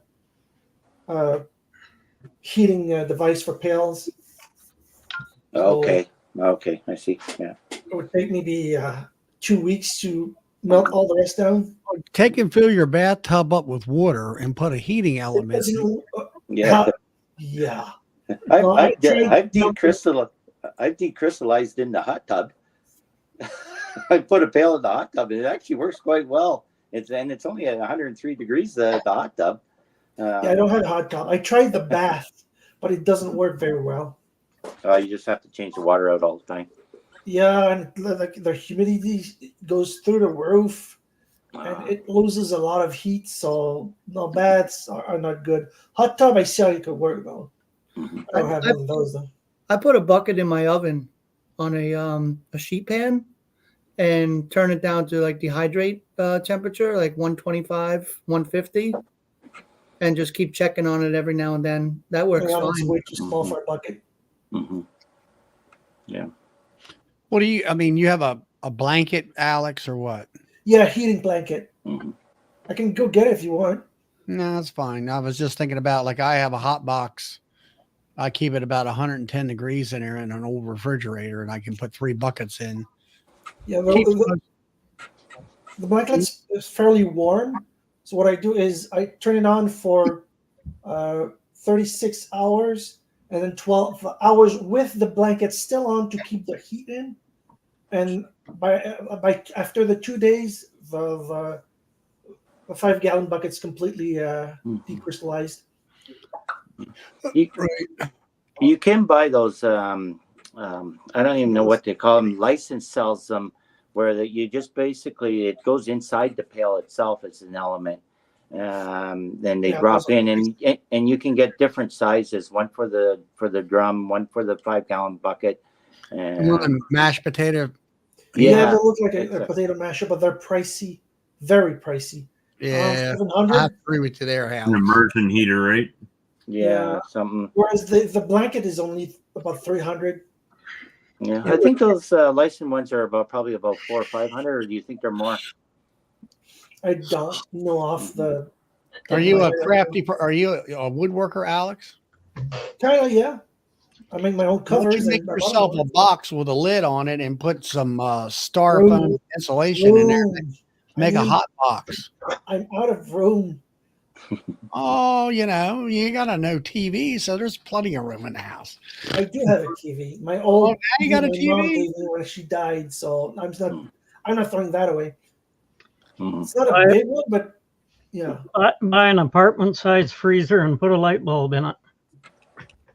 I don't have room. Yeah, A lot of people do that. The room where my brother used to be is full of crap, and I have like the throw the living crap room. out.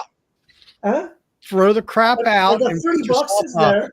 I a got stupid 15 refrigerator. bags of sugar, 17 pails of honey, my table saw, my little buggy for carrying stuff, the box fan. That's all in the room that my brother used to have, and then in the living room, there's a stack of 40-pound sugar bags, like enough to make a chair. I think there's 20 bags in my living room. I capped on room. Well, what you do is you make a table out of them sugar bags, and then you put your heater on top of that, and then you can put your bucket in there. Well, I did that in the other room. Like the frames I purchased are on top of the sugar bags. A packer will buy crystallized honey. Doesn't Really? matter. Oh yeah. Good. Yeah, they have all the equipment to decrystallize. Yeah, let them Yeah. do it, Alex. Call the guy up, like you say, dump don't sell all of it, but like you say, keep some of it for yourself so you can sell it to your customers. Mhm. Yeah, I'd keep 2 or 4 pails and sell the rest if I could. Yeah, I mean, get some cash flow here, and because not You'll be everything rich- I have you'll be is rich paid again. for. I could start saving for. I could actually start saving for a pickup truck. Yeah. But you can approach Dan Abbey on that then, Alex, because I think it was several shows ago that you guys put up a big creamer machine that was worth $35,000. Do you guys remember that? Yeah. Oh yeah. Or something like that. Well, that's the guy who sells it. It's that Stan Abbey guy. I should call them. I'll try calling so them. he might take your crystallized. Not should, Alex. You're going to call them. No, I'm taking a note on a piece of paper. Call Stan Abbey. Yeah. Write it in English, not French, because you'll understand it better. Understand though, writing in English is easier for me than writing in French because I've been working in English for the past almost 25 years. You're almost an English person now instead of Yeah. French. My spoken English is not perfect because I don't get to speak it. It's very not often. bad. Yeah, Not bad. I got I can hear the accent, and sometimes I stutter on my words, and it annoys the crap out of me. You're all right. You're doing fine. I mean, you had to tell us that you were a Frenchie. Well, I knew that you had an accent, but Charlie and JW have accents too. Right, fair. Well, JW's got that there Southern accent of some sort, Midwestern or whatever it is. I just have a Maryland, Baltimore accent. Or as they say down here in Baltimore is Balmer. We're going down to Balmer. Mm-hmm. Alex, your English is better than Charlie's. That's what Brian said.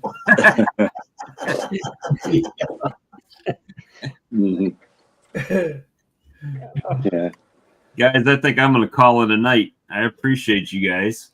Yeah. Before you leave, I'm going to give you a link. You wear out, huh? Yeah, man. All this, not doing a day job and actually working in the bee yard. That's in the yard catching up stuff is beating the crap out of me. Yeah. So, I sent you a link, Bob. This is you're a chemist, right? Yep. So this is how to make bee attack pheromone, just for giggles. Put that in some. Put that in somebody's spray bottle. Mystery Yeah, somebody bottle. you don't like, give them attack pheromone instead of a swarm lure. Making a bee attack pheromone. I thought of you Nice. like the first second I saw this video. He's testing it. Okay. Never know. Don't make me mad. You might get the attack pheromone instead of the swarm lure. I think I'm going to say goodnight to you guys too here. I got a busy everybody's- day tomorrow. Everybody's getting Oh, I wanted to say thank you because since we started streaming, I hit 3,000 subscribers. So Hey, congratulations. appreciate it. All right. Yeah. Hey, Corey, Good job. You have You know, a that's- couple of YouTube channels, right? That's what happens when you have that fancy looking sign behind you there. Gone are the days of staying up and drinking on YouTube till 5 a.m. I know, right? Can't do that anymore. But, well, you know, I've been putting out more videos and shorts recently too. Like, so few little things. Shorts to get your numbers, but what I find is the people that watch the lives and stuff like that typically are not the same viewers that watch the shorts, right? The short videos. So you can have a large number, but then you put something out and nobody watches it, and it, you know, All right. throwing the old. My question is, if I took some video while I was down in Georgia on my phone. Mhm. So how do you can you take that video off my phone and put it up on YouTube somehow?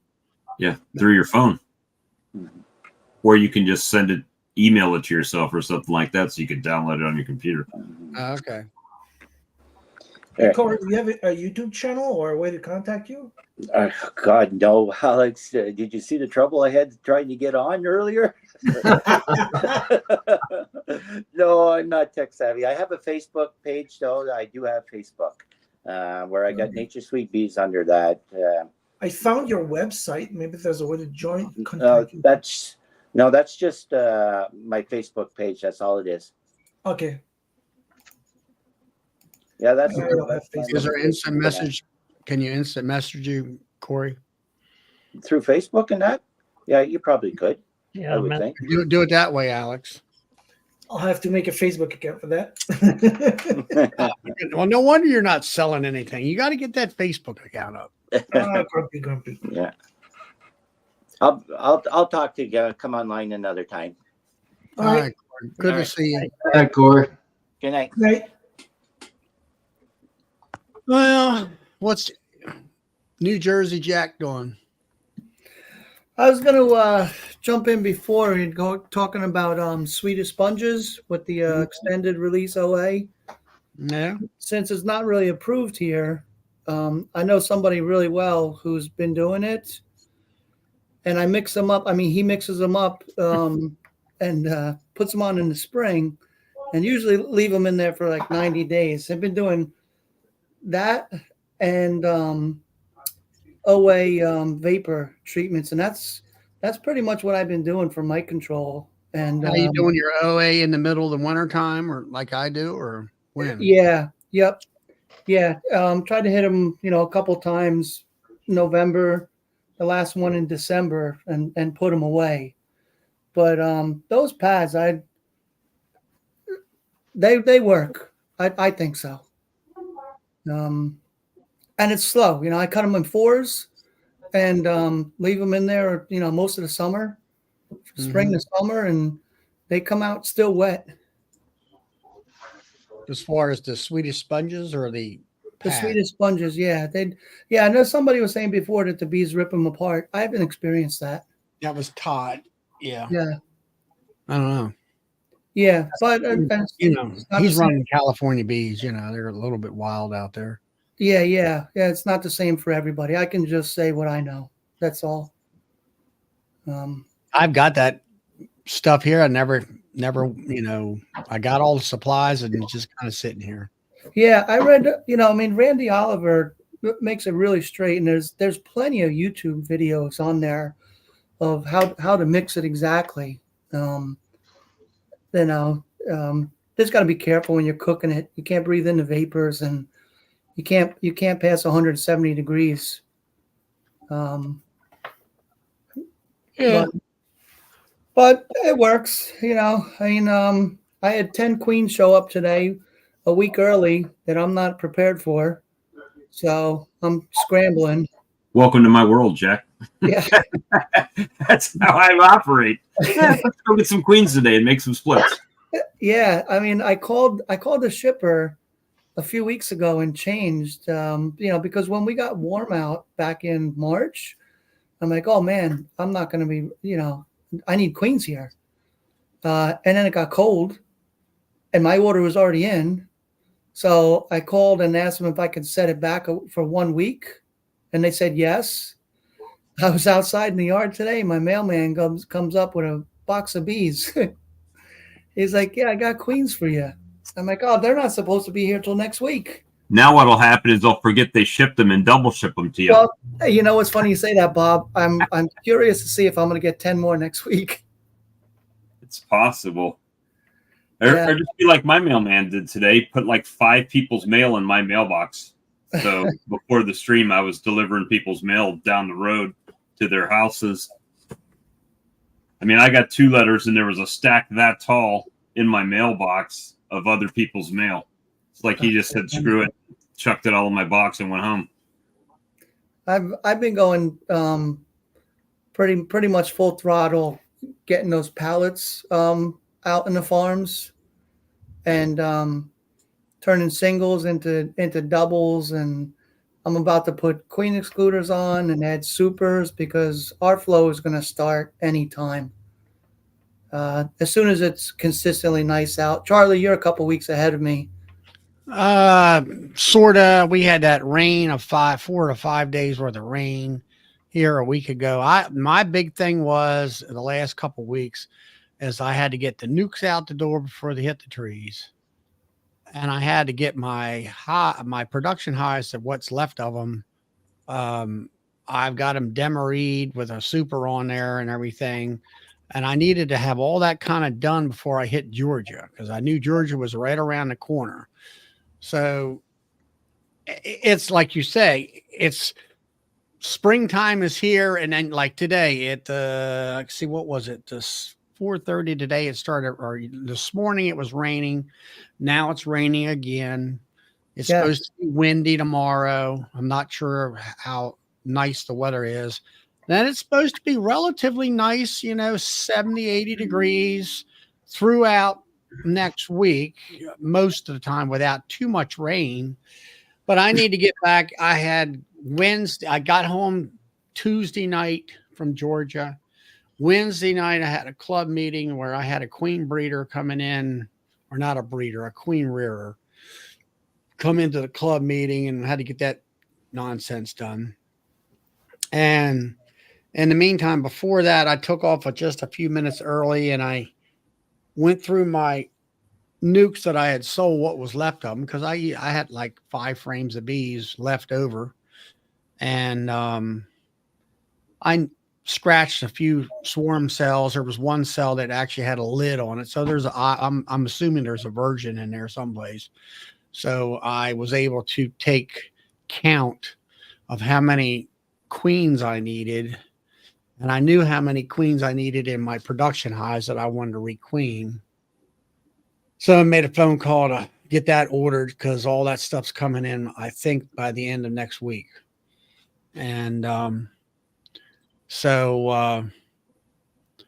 it's just been go, go, go. Now it's time for me to get back out there, kind of check the production hives that I've demaried and see where everything is at with those, and check some of my production hives that are like either 2 mediums or 1 medium, kind of see where everybody's at. I mean, if things warm up, I think maybe the queens will lay a little bit better. Yeah. And, I had one, I had 3 dead outs that I used 3 of my insurance hives on, and I wasn't real excited about the queen production in those 3 nukes. As far as what I had sold, I think what I had sold, the queens were better queens than the ones I kept for myself as insurance hives. So, I'm looking at all that. And one hive, like I had complained about, where it was a softball size of bees with a queen in there, I seen, and she wasn't doing anything. She needed to be pinched. And I checked that hive. Well, now it's a dead out, so we had to reassess the hive area. And I need to get in there and do it again, not do it at a little bit slower pace and not be so frantic about things. And that's kind of where I'm at with my hives. Now I'm trying to take some of these nukes that are coming in and maybe rearrange and steal some brood here and there, trying to build that hive up as quickly as possible. So maybe I can get a little bit of honey out of that hive for production purposes. That's what I've been working on too. I'm still equalizing I got some overachievers, and I want to knock them back. So I've been stealing brood from them to build up the weaker ones. It's working, and I made a mistake. You're a lot closer to me than I thought you were. It's probably like 2 days weather between us, maybe. I'm 30 minutes north of Atlantic City on the coast. Yeah, you're only a couple, a few hours, Yeah, a off. few hours. And man, I was really disappointed with the maple bloom this year. I mean, it lasted for like 3 days, and the weather got shitty out and crappy out, and it just collapsed. They were on the pollen. Well, the maples were blooming here for a while, and then we had that 4 to 5 days worth of solid rain weather, and now I think the blooms are sort of over with in my that's close to me. And I've seen some of there's different types of maples. There were silver maples and swamp maples, and some of those trees, the leaves are starting to bud out, and some of them are still a little bit on the reddish side.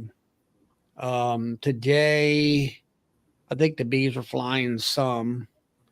It's like when I checked my nukes Wednesday, I had took advantage of that rainy 5 days worth of weather, picked them nukes up from a rack that I wanted to turn into for a 10 frame, and moved them down the line, and they stayed where, except for one of them. One of them, either it was small or they drifted out and went to other hives. So one of the nukes has already failed on me, but yeah, I got one of my primary yards is on a produce farm, and they're pretty active, and I'm in the apple orchards right now, and I've been driving through there, I don't know, like once a week, just trying to monitor the buds, and they're probably going to open this weekend. They're probably going to pop. Right. So I've been scrambling, trying to get ready for that, and be at maximum, population for that without them swarming, before the apples bloom. And like you said before, it's the bees. I think it's they test you to see how good of a troubleshooter you are, right? So, like you were saying, Bob, there's 10 queens. Yeah. That's like Jason from Bohemia Bees there. He says the dandelions are starting, and I'm starting to see them around here a little bit, and I see a little bit of some violets out here behind the yard. Not that the bees are really on them. Yeah, I think over here, silver maple is barely starting to bloom. I think the apples are going to be this weekend. I see Bohemian Bees comment there. Yeah. He's over on the Eastern Shore. He's a little bit closer to you, or kind of in your environment, maybe. Yeah. I'm like 2 hours from the Delaware Memorial Bridge, but only because it's all country, Don't complain about the rain, Charlie. We've got snow in the forecast again. Yep. Really? Strawberries are popping already too. How about you, Alex? Are you get rid of the snow? Oh yeah, the snow's gone. Okay. And it should be fairly good weather starting next week. Maybe starting tomorrow. Let me check the weather channel. Yeah. Now we've had a lot. I mean, I know JW there probably has got some of that heavy duty rain. See you, Bob. Bye, Bob. Bye, Bob. And you've gotten a lot of that bad storms the country's got, didn't you, JW? Oh, we didn't get. We got straight winds. We didn't get any tornadoes, very close to us this go around. Had a lot of rain. I had 2.2 inches in the last 48 hours here, but it quit today. It's supposed to be 82 tomorrow for a high, so yeah, I'm hoping to finish up all my splits. I've got a bunch of splitting to do, and I'm getting ready to do like you do. I'm building up. I've got 16 nukes ready to split into. 5 framers is what I use for my. Well, I got 15 queens coming in, and I got 7 of them go right into my nukes that don't have any queens in them. And now the main thing is I'm going to get out there prior to them getting here.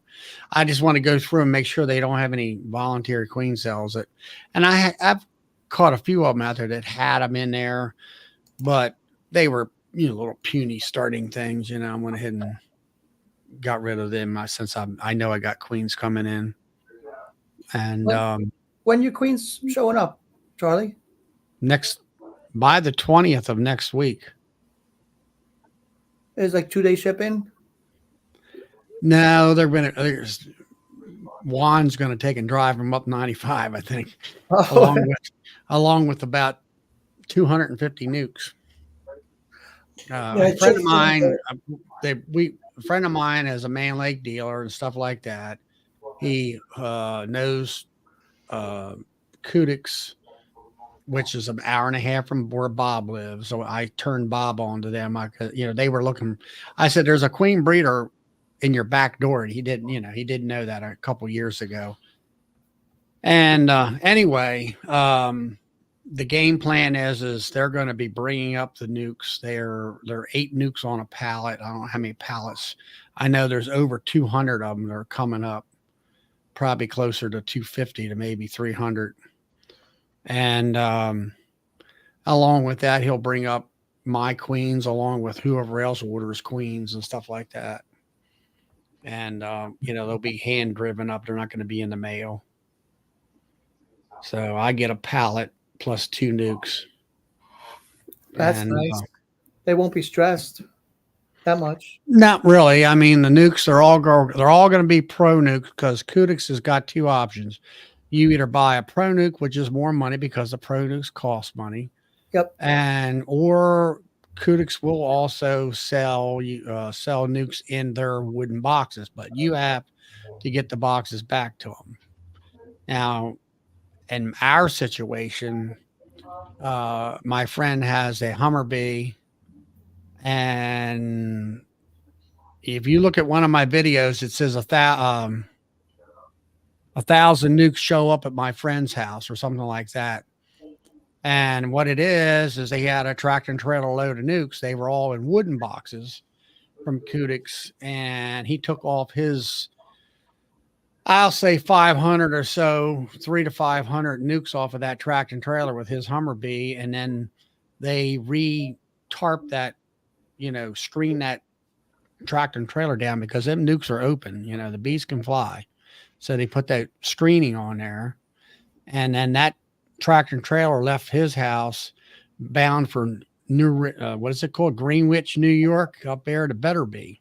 That's where Better Bee gets their nukes from, because Kodiaks is actually based in New York State. I've been there, and that's another one of my videos where it shows his huge operation up there.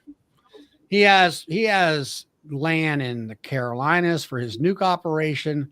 In a month's time or so, he'll move that whole operation up to New York State, and they'll work out of that area up there. And they'll do pollination services. He ships stuff to California. He's thousands of hives and all that kind of stuff, tractor and trailer loads. And then he's got a warehouse up there that he could probably back a tractor and trailer load of honey supers into a hot room. Great big new operation. And he's got a 60, I think it's a 60 frame Cowan, like Ian has, a line for 10 framers. Then he has a line that was built for 5 framers because he was doing a tremendous amount of nukes. And he would actually use nukes a lot of times. One year, I think the bees didn't come back from California quick enough, so he needed to do blueberry pollination. He dropped in X amount of nuke hives and had to do all that kind of stuff. And, I think Tuckahoe does that. That girl down in Florida, she comes up to New York in the summer and works with Michael Palmer. Yeah, I think Palmer is the one that trained her. Yeah, up in Vermont. Yeah, she has been doing that. I think she's starting on her own. She has her own operation in Florida and all that kind of stuff. And Tuckahoe built it or stopped by and sold some queens to Bob here a year or so ago. Okay. She was driving through or something and all that. So, but I don't know. It's just a rebuild for me. Hopefully if I can get 500 pounds, I don't know, whatever I can get out of my bees this year, I'll be happy. And like I said, I got to get out. And that's another thing I got to do here within a week is I got one rack. It's an older rack that I'm going to take out of place. I got a new rack put in it's designed my measurements for putting 10 frame on 2 hives. Like I have it behind me on my chair here, behind my chair there. Like those racks there. Let's see if we can get them over there. They are. Yeah. And, one thing that I am going to do, of course, these nukes are all deeps. I got most of my stuff is medium. Pretty much all of my stuff is medium. So I'm going to transition these. I'm going to put the nukes back into wooden 5-frame nuke deeps. And then I'm going to drop at least 2 medium boxes, maybe 3 medium boxes of drawn comb on top of them to get them when they explode. Because usually these Kudik nukes explode quite well with a lot of brood in them. And they'll have for her to go right up in there and populate those mediums. And then I can pull the deep ones out of the mix. But I've been thinking about since I'm going to expand, and I do have some deep boxes, and I have a hive lifter. I'm thinking to myself, okay, let's try a double deep scenario this year since I do machines to lift it. And I'm going to drop 5 frames into a double deep, and maybe depending on how I might pull a frame of brood out of some of them other nukes that I bought and try to build at least 2 honey hives that are in deeps kind of up quickly so I can get some honey production out of it. We'll see. I had an issue where I had a weak 10 frame and low population coming out of winter. Queen was still there. She was laying, but it's just very slow. So that's another one where I rob from the rich and give to the poor. And Is she slow or she wore out? No, she's a good queen. She had a slow start, and which was fine. She was frugal, but she was a red queen, so it's only last year. Okay. But that's another thing, since I'm focusing in on the fact that there's James. Hey, James. Good evening, everyone. Hey, James. What's up? So I'm focusing in on the queens, and on my phone, I have like a diary of what I do in general to all the apiary.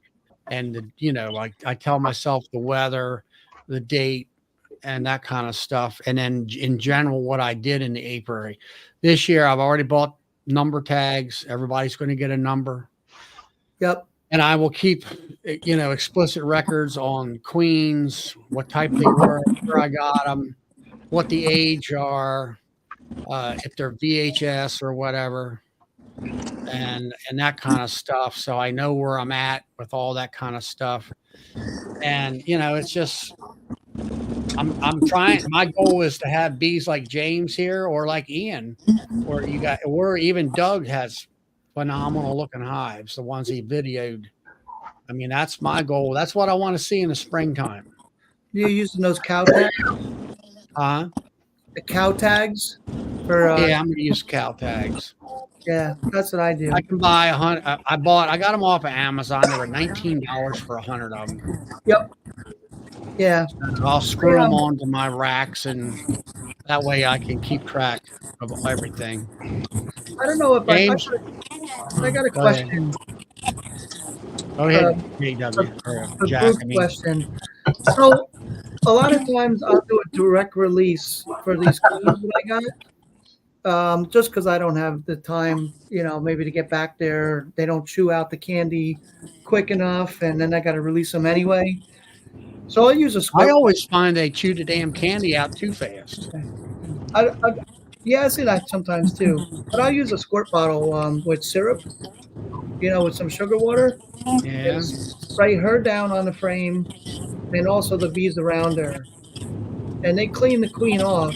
And by the time they're done cleaning her off, she's accepted. Is she in the cage, or she just you open her No, up? direct release. It's worked for me. Yeah. I don't know if anybody else I don't does know. that or. I'll have to ask Doug and all the other experts here. James, what are you doing? Were you driving? I just finished topping up the buckets on the last apiary here. So, yeah, I'm just driving back home. So, Alan and I, over the last 2 days, have dropped, another pollen patty. So that would be, 5 pounds of pollen patty on most of the hives, 6 on a few. And yesterday we dropped an additional, 50... I think 58 second boxes on, or something like that. So, yeah. So your bees are exploding. We, believe it or not, I'm knocking down swarm cells. So the pollen hasn't started to come in yet. There's no nectar, and I'm knocking down swarm cells. You tell me how you're supposed to manage something like that. So is it because they didn't have space? I can only assume they're running out of space in there. So most of the, I mean, your hives are like, like those single, the 6 frame nukes. They had 5 frames of carpet brood. From what I could see of the videos, I mean, phenomenal. Yeah, those 6 frame nukes that we moved into the 10 frame equipment. Most of those still have some room. There's a couple that are doing very well. In fact, a couple of them there last night. I think Alan took some pictures of them when we opened them up to do the second assessment there. And there's 4 for sure that have hatched out. So those 4 frames of brood have hatched out. She's got that laid back up, and in most cases it's recapped. And she stretched out another frame and a half on both sides. So those 6 frame nukes are. What's the rule? A frame of cat brood is equal to what, 2 frames of bees or something? One side. So yeah, a rule of thumb. It's just a rule of thumb that one carpet sheet of capped brood will, when they hatch out, that'll be enough bees to cover both sides of that frame. Right. Yeah, it sounds like, I think you're right. I mean, it's they're probably hatching out and getting bigger on you a little bit quicker than what you thought. And where you need to put that second on. It's interesting because, I did a few things a little bit different. We won't get into that here tonight, but I've got bees that shouldn't be as strong as they are right now. So I'm basically having to learn how to manage these hives all over again in this scenario. So everything that I thought I knew has gone out the window. That's them bees changing the rules on you. You know that, don't you? Yeah, that's what I said. If you think you got it figured out, just go to the apiary. They'll teach you that you don't. So it sounds like to me that your apiaries are several weeks ahead of schedule, I'll say. I would expect to see bees like this. Yes, I guess what I'm seeing last year, if I look back into my diary, I seen these around the end of May, not the middle of April. Right. So you're about a month ahead of time. Yeah, I'm about a month ahead of where I thought I was going to be. Well, now, James, I watched your video about where you took your nukes and you were power washing them, then re-dipping them and all. Was that just to make sure you're killing all the viruses that might be on the wood, or what? Well, I'll tell you my thoughts behind that one. So we've discussed it on lots of YouTube streams of how we've all noticed that bees seem to do better in brand new equipment. Yeah. So, looking at that, now I didn't have any disease that I saw or expected or anything like that in there, but that's my insurance policy, if you will, for next year. So I've got the tank. We pressure washed everything. We re-dipped it. All of that equipment looks brand spanking new. It's got a fresh coat of wax on everything. So for all intents and purposes, it's brand spanking new equipment. Right. The So you're bees going to repopulate that in the fall, I presume. I'm going to repopulate that here probably before the fall. So Yeah, I'm well, going I mean, that's going to be your nukes or for, I'll say that you get them through the winter for next spring, I guess. Exactly. As Ian would put it, anybody that watched his battery video, that's going to be my battery for next spring. Absolutely. Right. Insurance hives. You got her. What did you do with the frames from the dead outs? Well, they weren't dead outs. So what those were my battery, and I had a bunch that I lost from the break-in. So we emptied those 6-frame nukes, put them into 10-frame boxes, and that basically drained my battery, but it kept my production hive number up. Yeah. Okay. So there was really no frames per se out of those dead outs.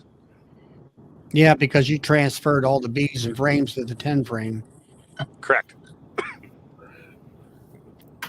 So, Are you gonna replace that battery at the end of the season, going into winter? Well, no, I'll probably replace that battery here. I'm going to say June, July-ish. So I'll get that battery all replaced. I'll get new queens and I'll get those nukes going again. If I can get them, May, June, they may even make me some honey. So that would be the plan. Yeah. So, You know what happens when you have a plan? well, you got to have goals. So the bees may change the plan, but that's my goal. Yeah. So, but it's exciting. And like I said, I've got 60. What did I say? 64 or 68 mating nukes made up. So get them ready to staple together. So that's a good portion of what I want to get going for my my queen yard this year. So the goal there will be to have 160-ish or 100, north of 160 queens that I have at my disposal at any given time.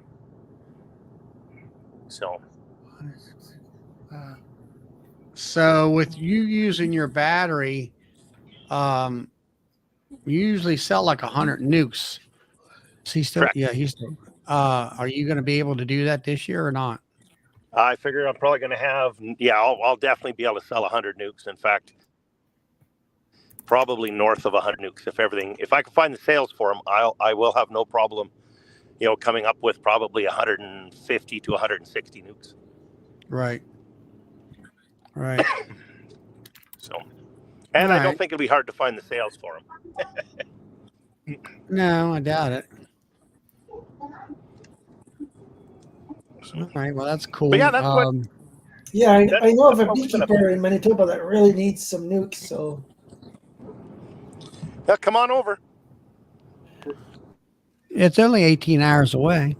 Yeah. Or no, it's longer than that, isn't it? That's longer than that. You have to walk and pull that cart. Yeah. So yeah, actually, Alex is more than 18 hours. It's about 18 hours to Brad, and I think Alex, you're probably what, another 8 or 10 hours. 24 from Brad's. 24 hours drive. So, but you're a 24-hour drive from Brad? Yeah, roughly. Oh, I was going to say I drove to Mississippi in that amount of time.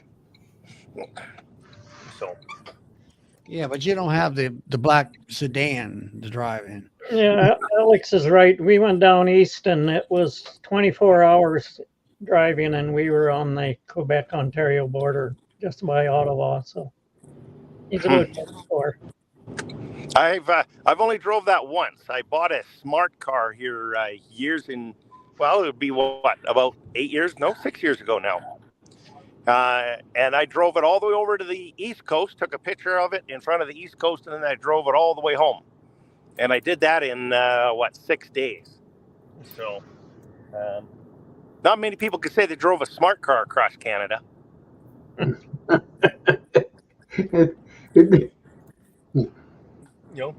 it was awkward because every time you get out at the pump in that thing, you forget you're driving a smart car.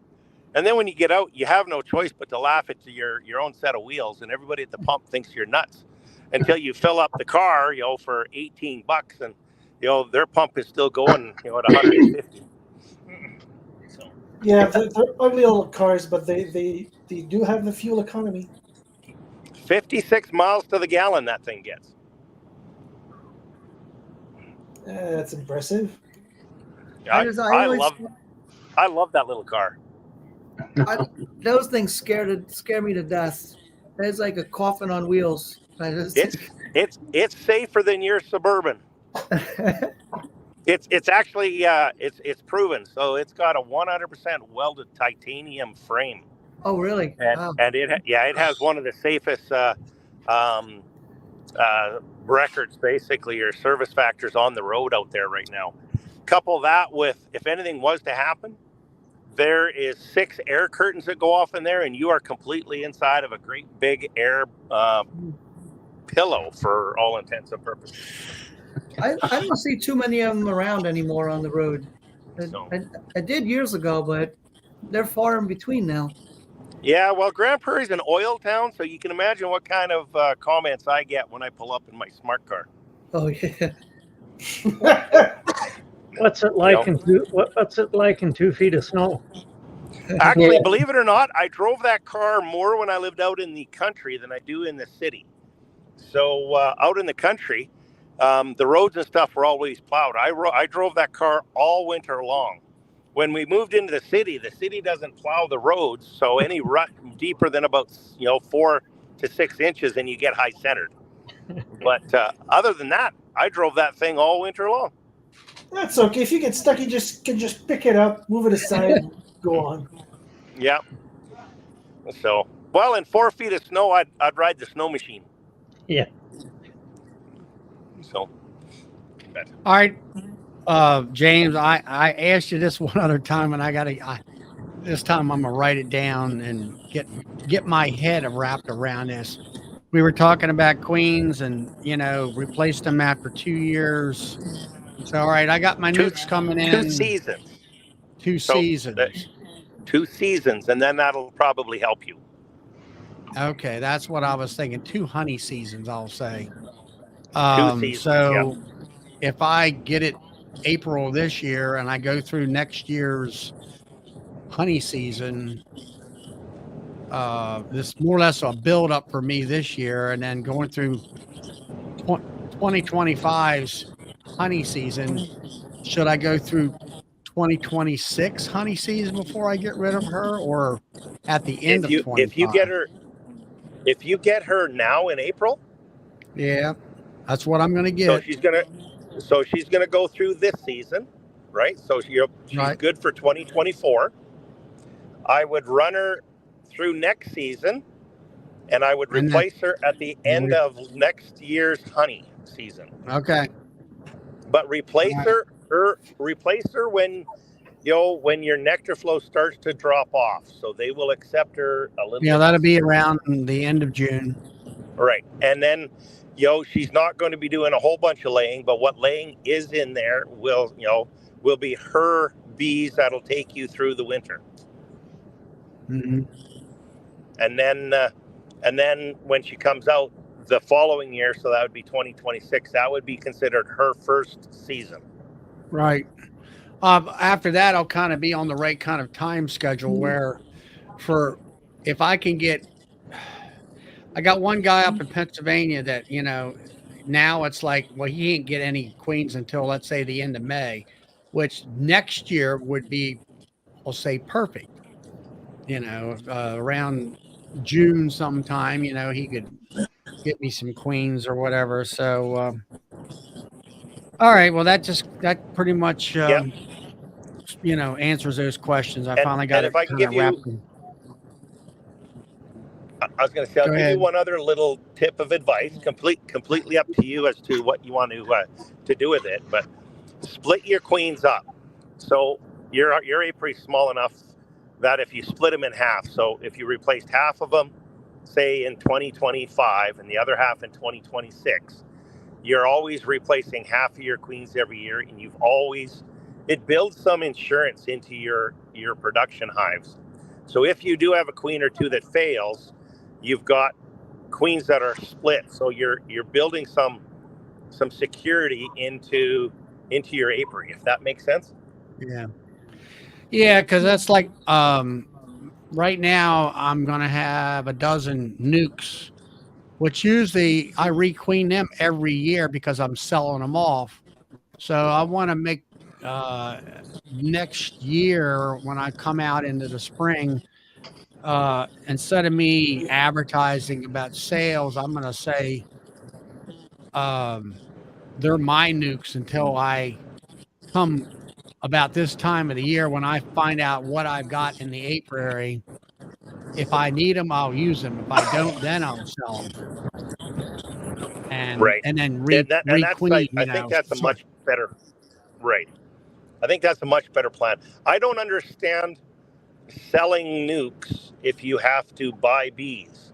Now, it may make sense financially, but if you're selling your nukes and buying bees, you're selling a known commodity and you're replacing it with an unknown commodity.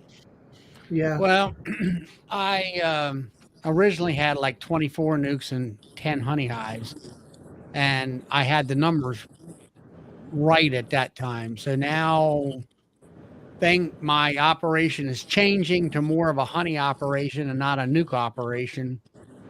And it kind of caught me off guard, I'll say, Got her. you know, this year. So, Yeah, your best bees are always going to be your bees, right? yeah, Your best so bees that's are always going to why, be the bees you know.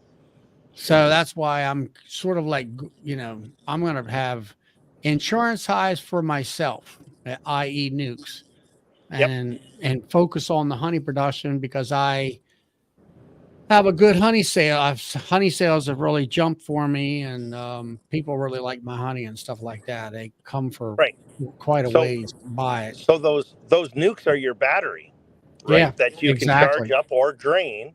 You know, watch Ian's video on it. It's really a good video. I am super happy that I chose to take that advice. And Mhm. it really wasn't advice. It was a presentation he gave. But in most cases, that's what most of these presentations are. The information's put out there, and you can choose to do with it whatever you want. And I'm happy I chose to incorporate that into my operation. But you're exactly right. I mean, I have sales for 10 nukes, and guess what? I needed those 10 nukes Yep. to expand and replenish the dead outs that I had this year. And if I hadn't sold them, I'd be in a lot better shape right now. And all I would really have to do is buy queens and make some splits and to rebuild my battery up, as you call it. Well, and if you had No. those nukes, you would have had the bee power to graft your own queens, It's true. Yeah. right? Yeah. You could have pulled one queen out, drop it in where you need it, and that nuke would have became your starter finisher if you wanted. That easy. Yeah. Exactly. Hey, James, I got a question what you just said about Ian's presentation. Yep. So I'm on my phone looking at his channel now. Is it a newer video or is it older? So he does have. I'd have to take a look. So if you search his videos, he probably calls it his battery. The presentation that I was referring to was a presentation that he put on down 2 years ago at Hive Life. Okay. And But I he think Ian does have it on in his a videos. video. Yeah, he does have it in his videos. Yeah. You're not going to raise queens this year, Charlie? Right now I don't have enough bees to do that, I don't think. Okay. Maybe, I mean, I'm getting enough queens in for replacement of my production hives, and I'm getting the nukes to to replace dead outs and expand. And there is a couple extra nukes there for my battery as and all that. So as James said, so I can take those nukes, I'm hoping to build them up through the summertime, and then, like I say, split them and all that. Maybe I can, graft off some of these queens. Well, you'd want to know what genetics you got in those queens, on those new queens, before you graft Well, them. see, that's another thing. I got a guy up the road here that's, he's testing with the latest test, UBO and Harbo, and he's been at it for, his main thing is queens. So that's his focus. And he's got BSH queens, he, claims, and they're gentle bees and they're honey producer bees. So I was really wanting to get some of his queens and get them in my yard, along with a friend of mine who's got about 100 hives. He's trying to become commercial, a couple hours from my house, or at least an hour and a half away. He said he wanted to give me some of his queens to put in my yard, so for me to give him opinion about how they did and stuff like that. So I'm gonna, I guess you might say, over the next year or couple years, I'm going to be introducing and understanding, or basically keeping very track records of these types of queens and what their characteristics are and genetics and stuff. So Right. for me, it's like, it's I've figured out how to feed and not have to worry about winter feeding. I figured out a Mite program, and I've been tested by the National Honeybee Survey, which showed me that my program works. And now my eyes are opened up after this year, spring, that what I've been told, and finally the light has come on, that you need to keep young queens in your apiary in order to have good production hives and stuff like that. And of course, it's like with Doug's situation, he had young queens and still had dead outs. So, it's one of them things you never can figure out with the bees. It might be, you got, like Ian has problems with viruses that, what the testing showed him. There's nothing you can do about that. It's one of them things you have to, unless they come out with some way. That's part of what we have to understand. There's still a lot of questions out there around those viruses, and there's a lot that we still have to understand about those and how to control those and what we can do to help the bees. So, it kind of goes back to the same old thing. We seem to find a problem or a solution to the problem far too late, rather than having that research that we need to focus on the issues we have at hand right now. It always seems to be too little, too late.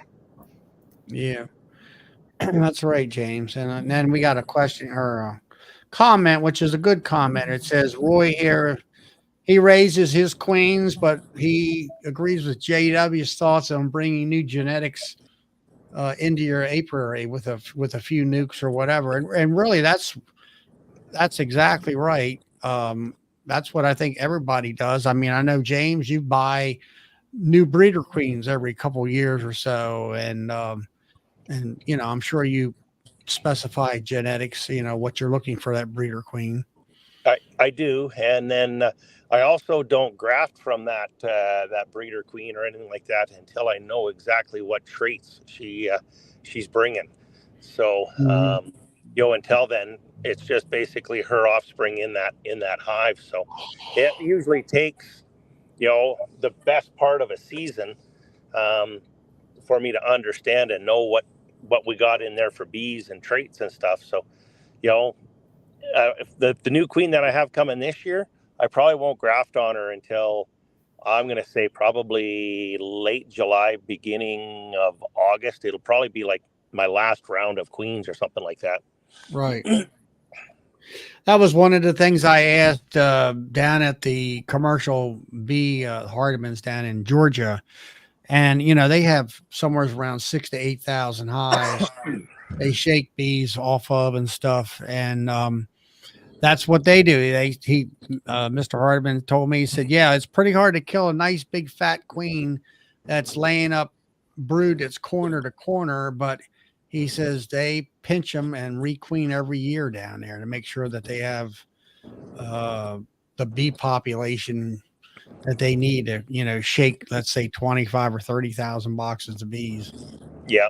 Well, I know, you go back and look at the videos, and I know a lot of people don't, and let me back up. I'm going to put a disclaimer in here first. So just because that's what I do doesn't necessarily mean it's what everybody should do. But I found that works very, very well for me, and that's why I do it. And we've talked with some people on the channel that says they've got queens that are 5 or 6 years old, and if that works for them, we lost then him. Don't change what is working. Keep that going. Well, then that was also But, I talked to my friend who wants to give me a few of his queens that he's doing, which is an hour and a half from my house, and he actually requeens every fall, with new fresh queens, to keep production up and stuff.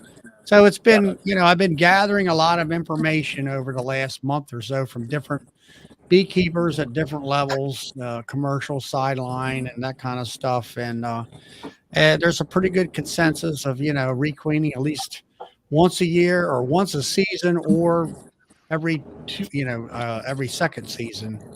That's a better, instead of saying a year, you're right on that, James. Think season, honey season, not years. Two season or one season. Exactly. That's where she's going to be laying the most, right? Yeah, that's the less or a less confusing thought about that. And I look at some of the science of it. So her spermathelia is only so big, right? She can only be productive for so many eggs, no matter what we want out of her. There comes a point in time where she's plain and simply just going to run out of sperm. Yeah, and the fact of the matter is that all equates to how many times she had been mated, whether it was 10 times or 20 times. And how many eggs she's laid, right? Right. Well, I mean, if she gets mated 20 times prior to her starting to, lay her first year or season, then, I presume that she's going to last a little bit longer. I don't like the thoughts of a blanket requeening every year, because the queens you're putting in there's nothing guaranteed all of them are going to be as good or better. Right. I like getting at least 2 years out of my queens. I get a look at them. I can replace the ones that aren't performing. Yeah. Yeah, I agree on that, Doug. That's where I was saying split. That's where I was recommending with Charlie. Split your apiary in half, so you've always got some older queens and some younger queens. And the bigger you get, the harder it is to manage some of this stuff. So if you got 12 hives, it's easy to do 6 a year. If you got 1,200 hives, it's a whole different ball game to do 600 a year. Yeah. But that's another good, both you, Doug, and you, James. That's a really good valid point there. Another another tool in my toolbox, you know, for on how to requeen. I think it's a good idea to where I only do half. Like you say, Doug, you're not sure whether the ones you're putting in are any better than the ones you pinched. Yeah. You know, but if you can go in there and you're starting to see spotted brood after the Well, second season, Yeah. then that one there we're going to get rid of. Yep.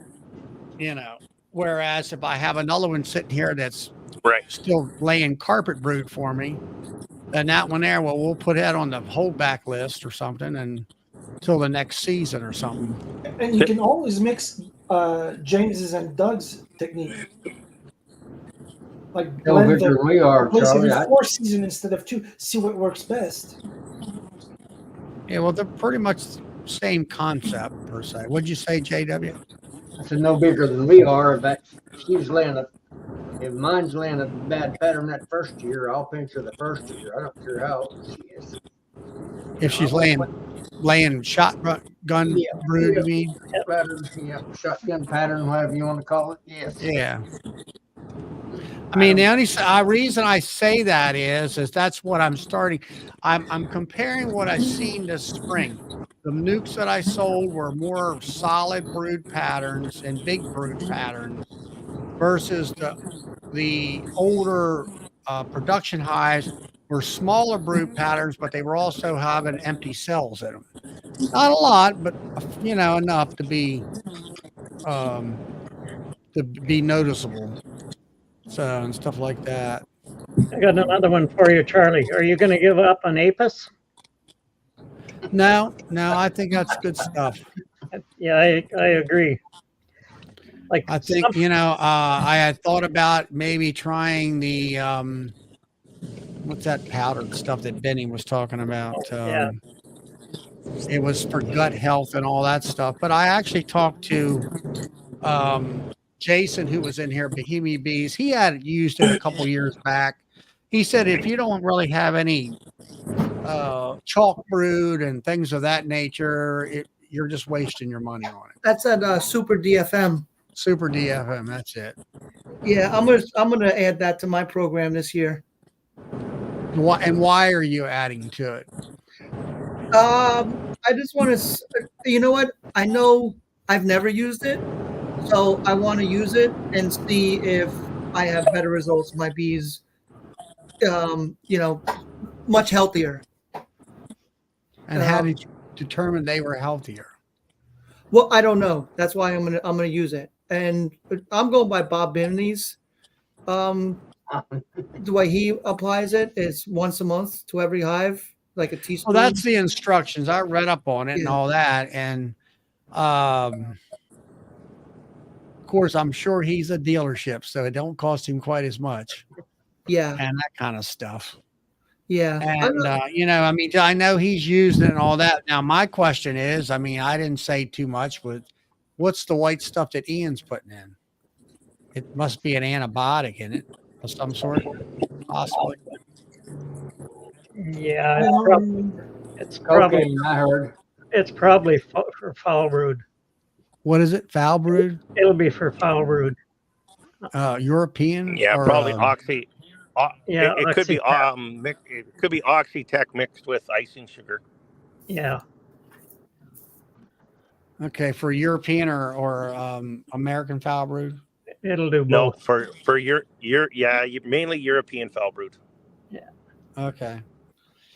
And he has a problem. I mean, I had that one time. I thought I had a European or American foul brood, but the bee inspector came out and said, no, it was, you know, well, actually, she took samples, sent it to the laboratory, and it was parasitic mite syndrome and, you know, a bunch of stuff. It was hot, one of them hot, humid, you know, seasons or summers. And I think they just kind of, I didn't know what to do. And some people said, you know, they will fix it themselves. Some people said you could have treated them with antibiotics at that time.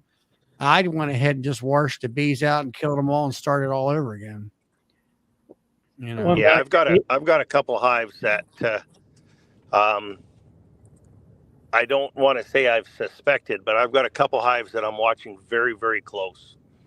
So I would not be surprised if I'm going to have to do some treatments here in the next week or two. I'm going to go back to Apis. And a year ago, Charlie had the best hives he's ever had. And the only thing different that year was the Apis. Is it that not right, Charlie? Apis biologic. Yeah. Yeah. What Yeah. did you say you were going to do what with it now? Well, I'm just looking at what happened to you a year ago with it. You had hives that were overflowing. All my hives last year were just, I had Yeah. more bees than I've ever seen in my life in my hives. So something caused that, and the only thing different really is your Apis biologic. Eh? That's the only thing that was the only, I don't normally add anything to my hives. It's just, except for, sugar water and that's it, and my mite treatments and stuff. Well, this is the 4th year I've been using Apis, and I don't feed without it, spring or fall.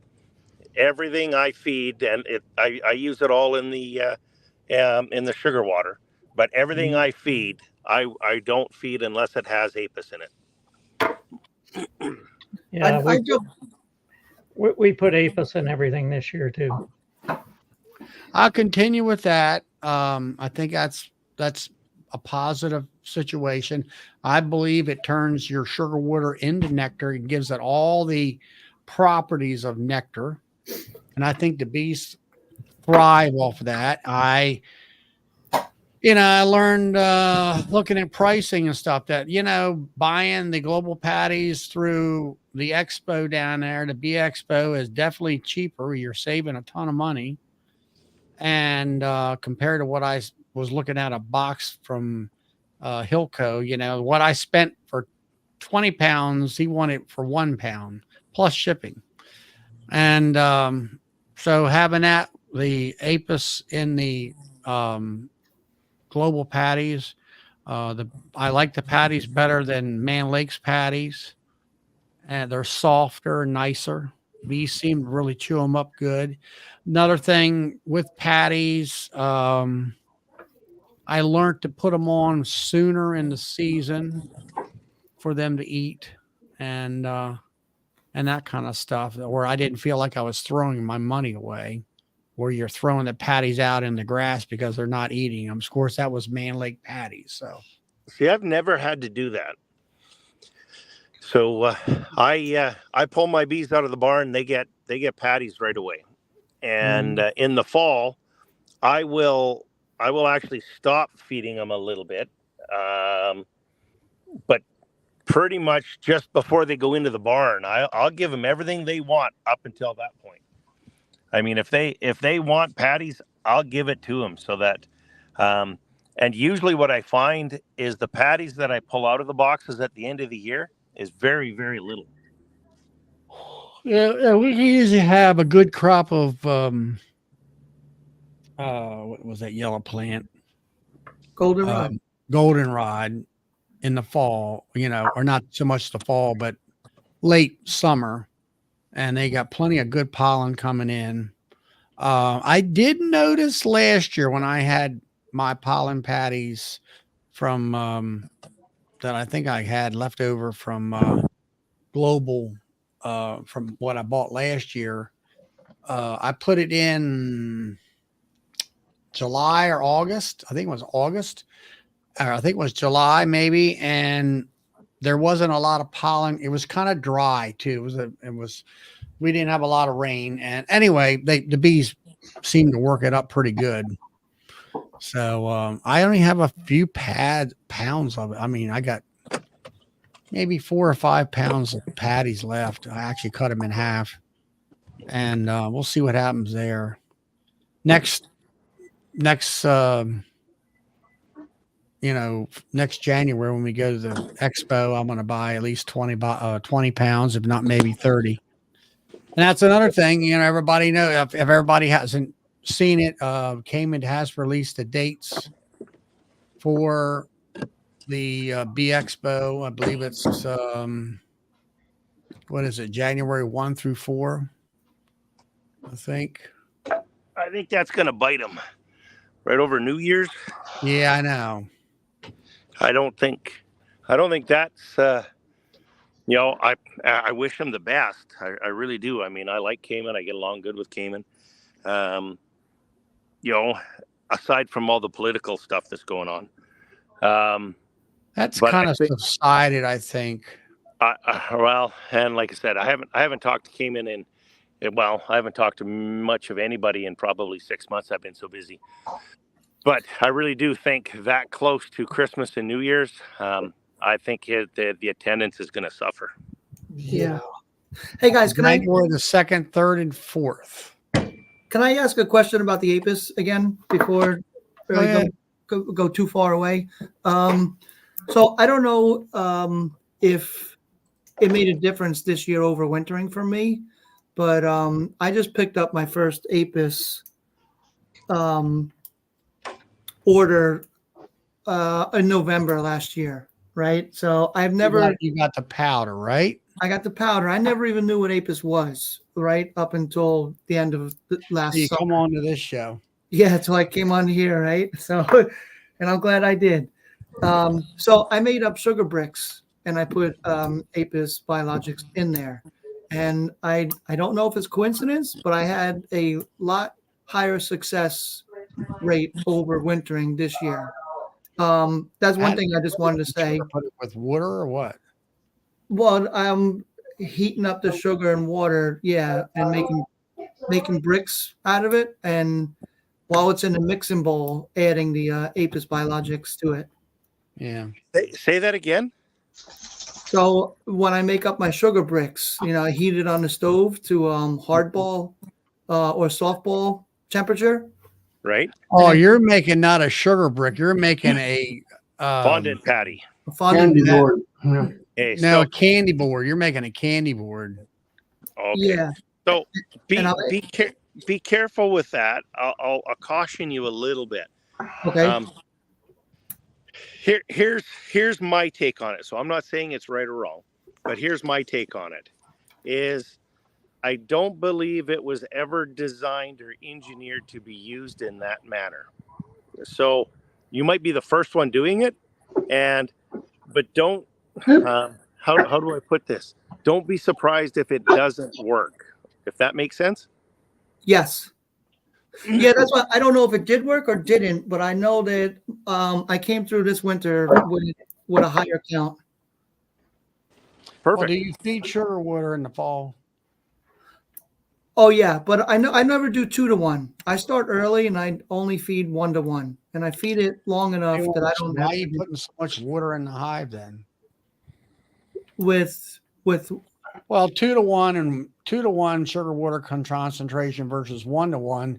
2-to-1 has a higher sugar content and less water, so the bees don't have to dehydrate that when they store it in the hive. Yeah, like Bob found out this past year that when he switched from 1-to-1 to 2-to-1, then they started storing it in the hive instead of just utilizing it right away. Yeah, and they're storing it when I do it early enough in 1-to-1. So I'll start in September, start feeding 1-to-1 all the time. Because the 2-to-1, I noticed they weren't. First of all, it's too expensive, and then they weren't taking it all. It was getting chilly at night, and what time of year are you doing this? Late September. I start a week or so, 1 week to 2 weeks after Labor Day. I'm done by October the 15th. All right, I've done that. I've stopped feeding in October also, and they've been so strong that they've swarmed. In October? So, in October, yeah. Yep. So I don't want to feed them that much so they're so strong that they swarm in October. Yeah. They plug out every available hole. Right. And then they swarm. Interesting. We feed 1-to-1 till about the end of September, Charlie. We want them thinking it's nectar coming in, so they're still producing brood as long as we can get brood. our last round. The only thing that for me, the last 2 years, I've had the spider and lanternfly flying around, and they produce a nectar that the bees naturally bring in, and they'll put a super honey on. I leave out all that on there. Now, prior to that, I had the same problem Jack had, was that I gave them too much sugar water, and they plugged them out, and they swarmed them, or at least I had 1 or 2 swarms. Yep. Where I have to learn to, if this is July, August, I only should give them maybe a gallon or 2, and that's it, just to get them over the hump until fall. Yeah, because Charlie, we could have an Indian summer, and it could be still 70 degrees out in November. Mm-hmm. So, kind of, like gets down to the point where it depends on what you're doing and everything. Well, guys, it has been 3 hours, and it's 11 o'clock here on Eastern Standard Time. So I'm going to go ahead and shut the live stream down. Everybody can stay in or whatever if we'd like. 11 o'clock. I just finished checking the apiary at 11 o'clock. What? See that? What the heck? Is it 11 o'clock or is it more like 9 o'clock? It's 9:01 here. Yeah. All right. I'm going to shut the stream down. So thanks for everything, everybody. See y'all next Friday, and same time, same place. And we'll see where we're at in the,